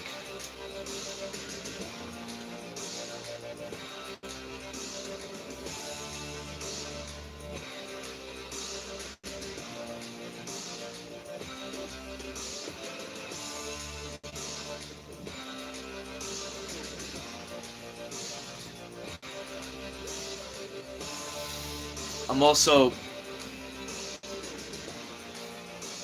writing my 3rd training guide, which has to do with striking and combinations. Not just striking, but still mosquitoes. I'm the same size as you. What size? I would say probably a large. I could fit into a medium, but My name is Gordon Ryan. oh, good point on the weed and big pharma. I'll look at the reports for the farms in the area. This is more wine country. Oh, okay. Yeah, because I know there's like a triangle up there. They call it Wheat County, right? Train in New York, Marcelo Garcia Academy. I have a very aggressive style, top with pressure, very hard to get scored. I wouldn't put it past those criminals in the big pharma. You know, I think the drugs the synthetics. See, Dr. Jub has a saying. He says, "Life begets life, and dead begets dead."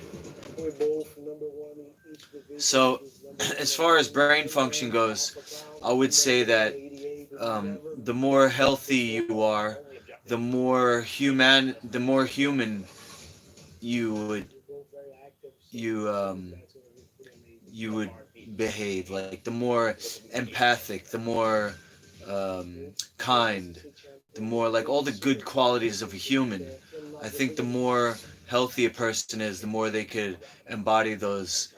And the more sick a person is, or the less healthy they are, the more they would act kind of like a psychopath. Like they're sick in the head. So I think the people who are doing cocaine on Wall Street, they don't mind screwing over the small timers, for to make more of money. That you have pyramid schemes and insider trading, and they just act like sociopathic because they're on coke. Not to mention the junk food that they eat. But the pharmaceutical industry, the people who run that, what are the chances that they're on, synthetic drugs themselves? And not only that, uh, the industry is kind of like self regulating. Like it's the bottom line is what matters. Because it's an industry. Like the important thing is making money. So you combine that with the people who are running it being chemically psychopathic, and you get a recipe for anything goes.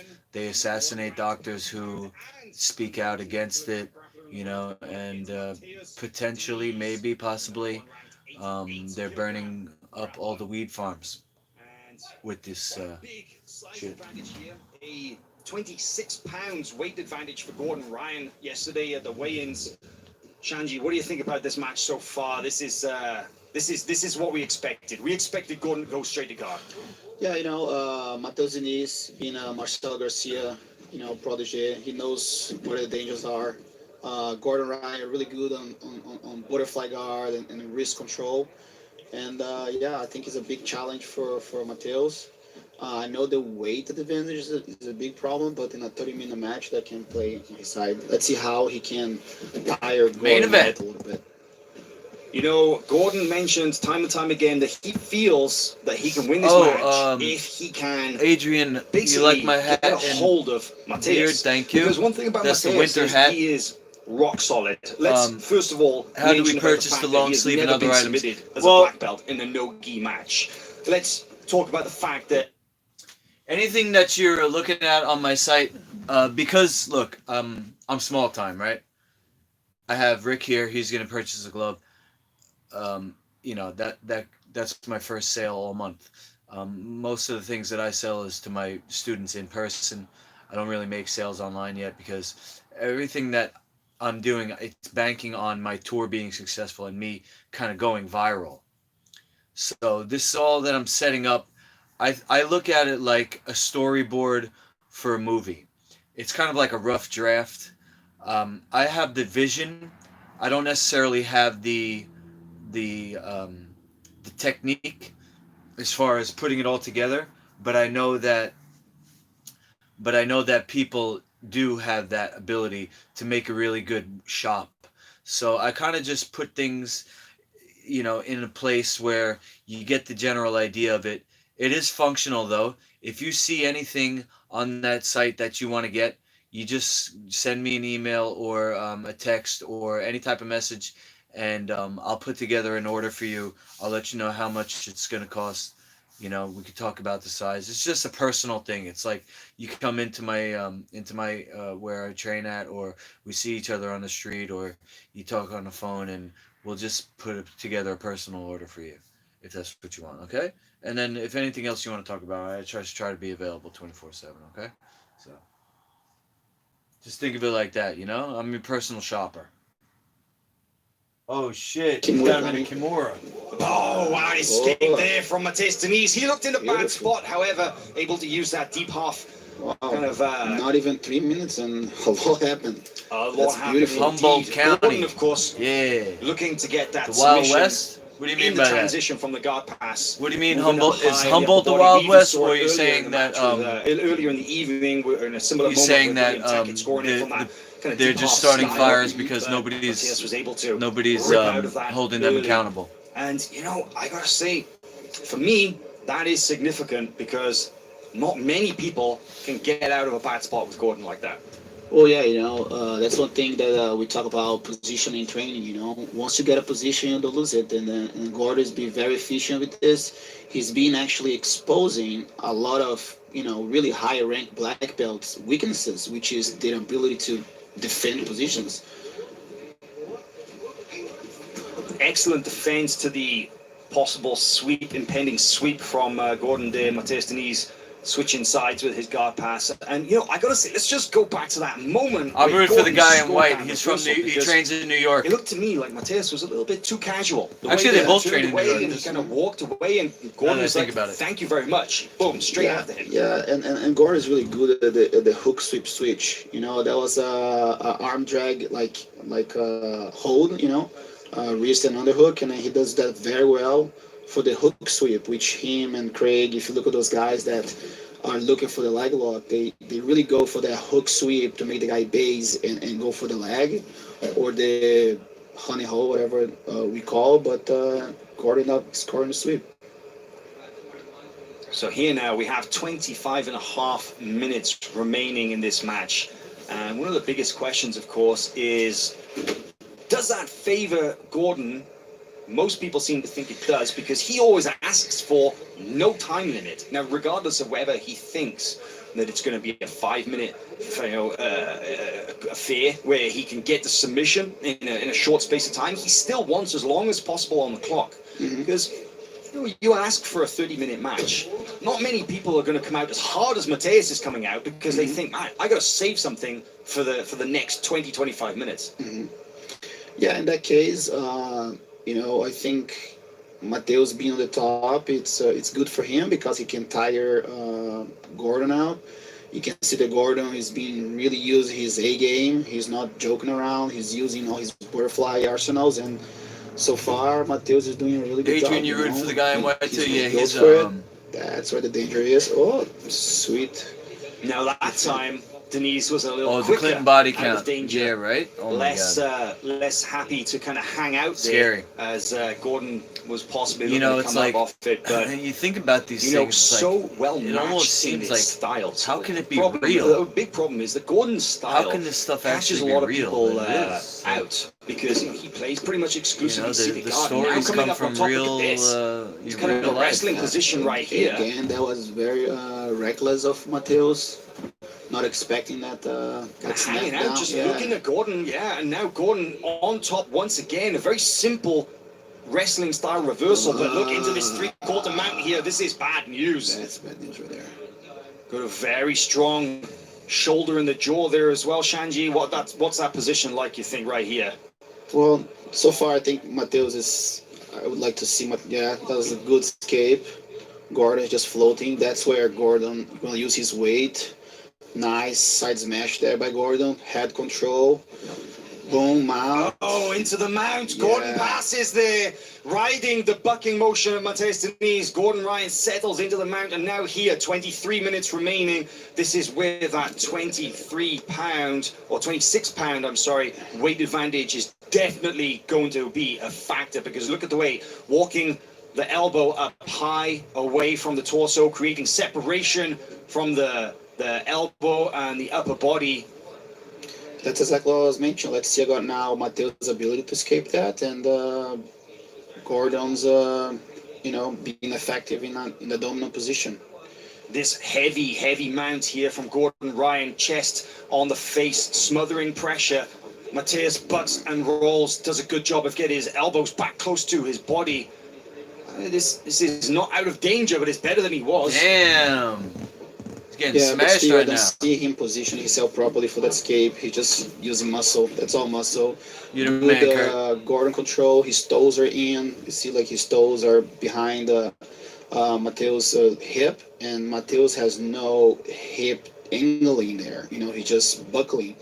But Gordon is very efficient in that. You see Gordon's toe. I always tell my students to keep those toes inside.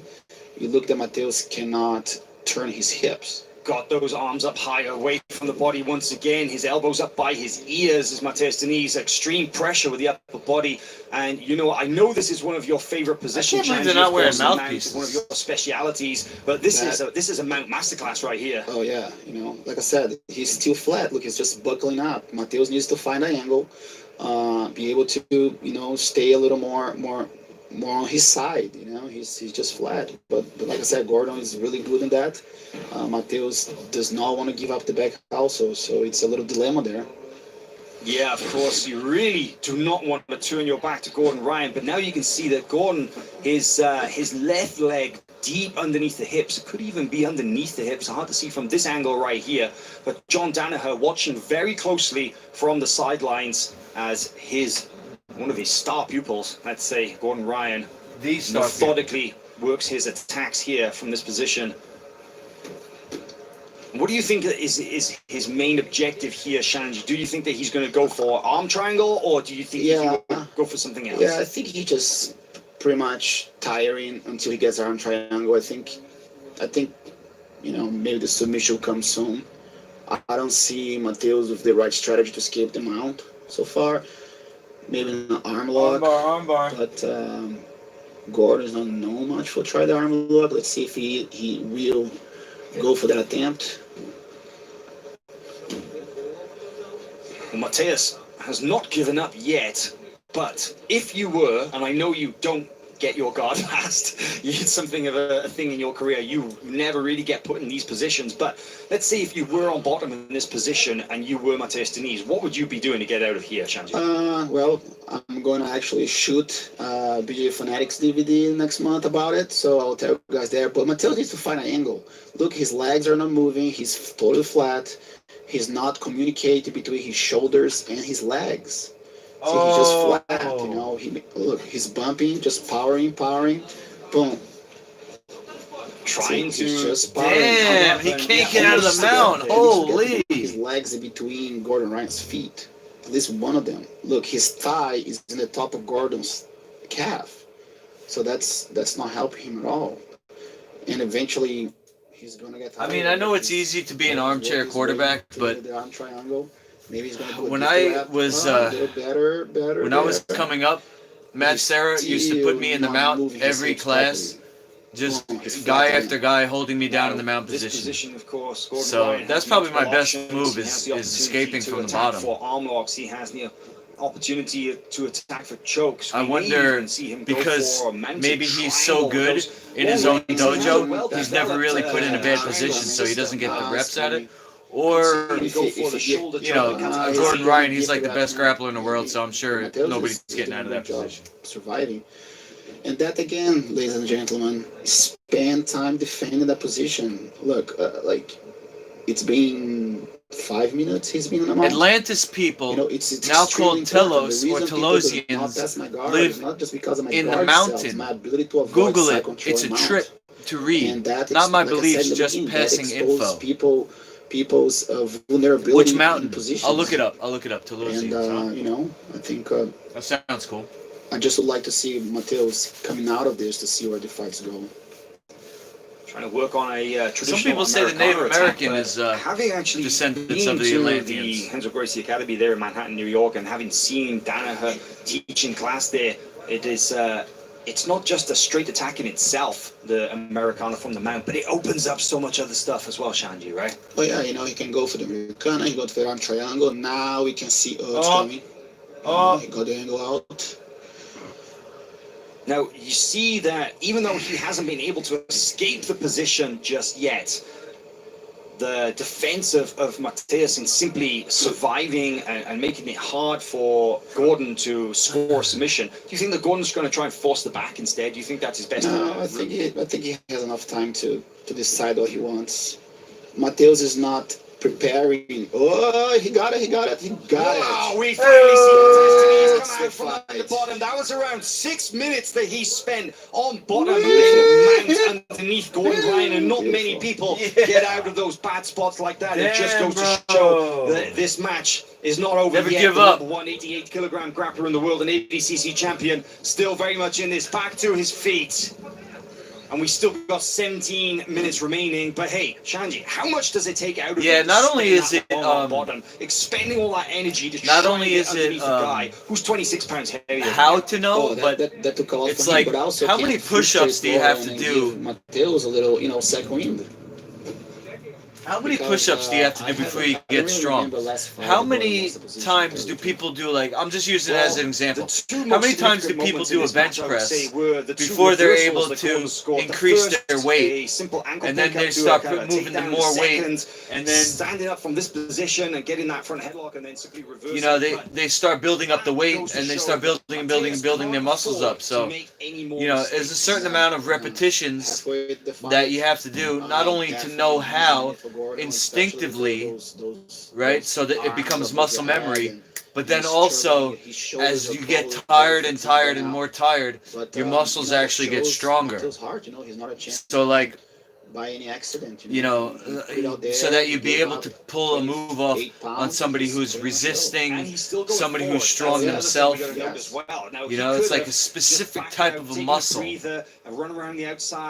you can only build it up by doing this specific movement against resistance. Once again here, back into the wrestling. Ryan really put Mateus back into the bad spots there. Nice little foot sweep attempt, but will he wrestle from here? No. Sits back to guard. Well, hey, he's been having so much success there. Why change it up? Why change the strategy if it's been working so well? Yeah, especially fighting a guy like Mateus that commits. So it's his exchange, Mateus is not moving away. He's not shying away from the challenge, which is beautiful from both of the guys. Very technical match. On drag to standing, almost around to the back, but Mateus manages to spin out right back where we started. And this is something interesting, and I think maybe an understudied and overlooked part of Gordon's game is his ability to wrestle up from bottom in very simple but very effective ways. Yeah, he gained a lot of weight. And you see that his game didn't change much. His bottom game is still very effective. He times very well when you disengage from him. That's what I think. And also his butterfly position is really strong, such as Marcelo. Some guys can just sit, stay seated very strong. You see guys like Adam, Marcelo, Gordon Ryan himself, even Craig. They can sit really easy. And that benefits a lot of the no-gi game. Speaking of the wrestling, were this to be a standing wrestling match, you have to give the advantage to Mateus. He's scored many takedowns in his career, and he has the luck to train with some very high-level wrestlers, including a number of D1 wrestlers in the Marcelo Garcia gym, but also has been training a lot recently with Rustam Chusiev, the ADCC veteran, one of the most notorious grapplers on the East Coast scene, a fearsome wrestler. This must be a hell of a workout training with that guy. The Rustam, he's so technical. It's unbelievable. He's one of the most seasoned fighters on ADCC. Everyone hates fighting him. That's true. I fought him myself, I think 3 times. You know the difference, Shanji, in the way that Rustam wrestles? Of course, he's going to wrestle from his feet, and he's going to wrestle you down. Whereas Gordon wrestles up from bottom to wrestle you down. Those are angles that traditional wrestlers will not attack. Oh, I like what's happening there. I could see a butterfly sweep happening. But Mateus is getting a good angle. Going for his patented shoulder crunch position right here. We did a great breakdown of this. Ricardo Andolia, our resident black belt, analyzed this position well, the options that Gordon has, but don't give up at the top. Yeah, he's going to stay on the top. Using it for a leg entanglement. He's got a straight ankle lock here. Now Gordon in on the legs. This is one of the main parts that he has from that shoulder crunch leg position. game, here it comes. Either the triangle or he goes to the leg entanglement. And here, heel hook. Yeah, A little confusion over whether the position was done. Gordon very nicely did not smash the position on. Mateus's hand was hovering, but it was checkmate. The match over by way of heel hook. Around about 27 minutes into the match, and your winner is Gordon Ryan. Ladies and gentlemen, here is your winner, Gordon Ryan! It was a very methodical performance from Gordon Ryan, very much what we expected in terms of his strategy. He knew that he would have to deal with Mateus's athleticism. He knew that he would have to deal with Mateus's movement and explosiveness. But he said, hey, it's not a question of if, it's a question of when. He said, all I need is to get hold of Mateus and I can find a submission. He said Mateus has never been submitted as a black belt in a no-gi match. He said, hey, hold my protein shake because I'm going to be the guy to put that in the record books and submit Mateus. Now, Gordon, man, I want to hear your thoughts on that match. It took a little while to work through your positions, but it's pretty much exactly as you called it. You found the submission you were looking for. Give us your thoughts on the match. It's like a buddy of mine said, y'all must have forgot. You know, we pretty much didn't stop training this entire quarantine, and I'm not the same grappler I was in 2017, 2019 ADCC. Every time you see me, I'm going to be better, and you guys just gradually getting more fucked as time goes on. Wow, I mean, you look at that performance right there, we saw a little bit of everything. We saw your guard game, we saw you wrestling up, and we saw that heavy top game. Now, I gotta say, you put the pressure on from the mount. Were you surprised that he was able to survive it so long? Not many people hang out there in your mount. Oh, Mount No. Shasta. Okay. Longer time frame matches. It's just start out pretty slow and build to a peak. So the first 15 minutes, I'm not even really trying. Now, Gordon, I want to know about that finishing sequence right there. We've analyzed your shoulder crunch a number of times and the various options you have off it, but that leg attack right there, straight into the inside heel hook. Talk us through that. Yeah, so it depends how you have to follow the leg, depending on whether the guy's coming towards you or moving away from you. So because he wasn't moving towards me and trying to counterattack with the back attack, he was just trying to move away. It's okay to get that extra inversion where you do expose your back more, but it gives you more heel exposure at the same time. So I felt he was trying to run away from me, so the heel exposure was there with the inversion. Now, Gordon, it is rare that you get the opportunity to fight an opponent as credentialed and as highly ranked. It's almost like he's talking another language. I don't know the leg game that well yet. 88 kg champion there at the last ADCC. You, because of course, with the ground and pound that I do, and he was the #1 ranked in his weight division. But where do you go from here? With the MMA, the grappling, the leg game is a little more risky. Any of these pussies in the top 5, top 10, top 100 doesn't make a difference to me. Whenever any of you want to compete in a no time limit match, let me know, because I've been trying to get matches for months. And everyone's like, Gordon's not competing. Yeah, because I can't find a fucking match. So whenever you guys want to compete against me, I'm ready to do it. Yeah, he's definitely thick. Gordon Ryan, once again, winning by submission. For many, no surprise. You said it was a case of not if, but when, and you showed it here. Who's #1 tonight? Any last words for the fans? No, hope you guys enjoyed it. Hopefully you can catch my seminar, my Nikki seminar tomorrow, so I can show you guys what we did tonight.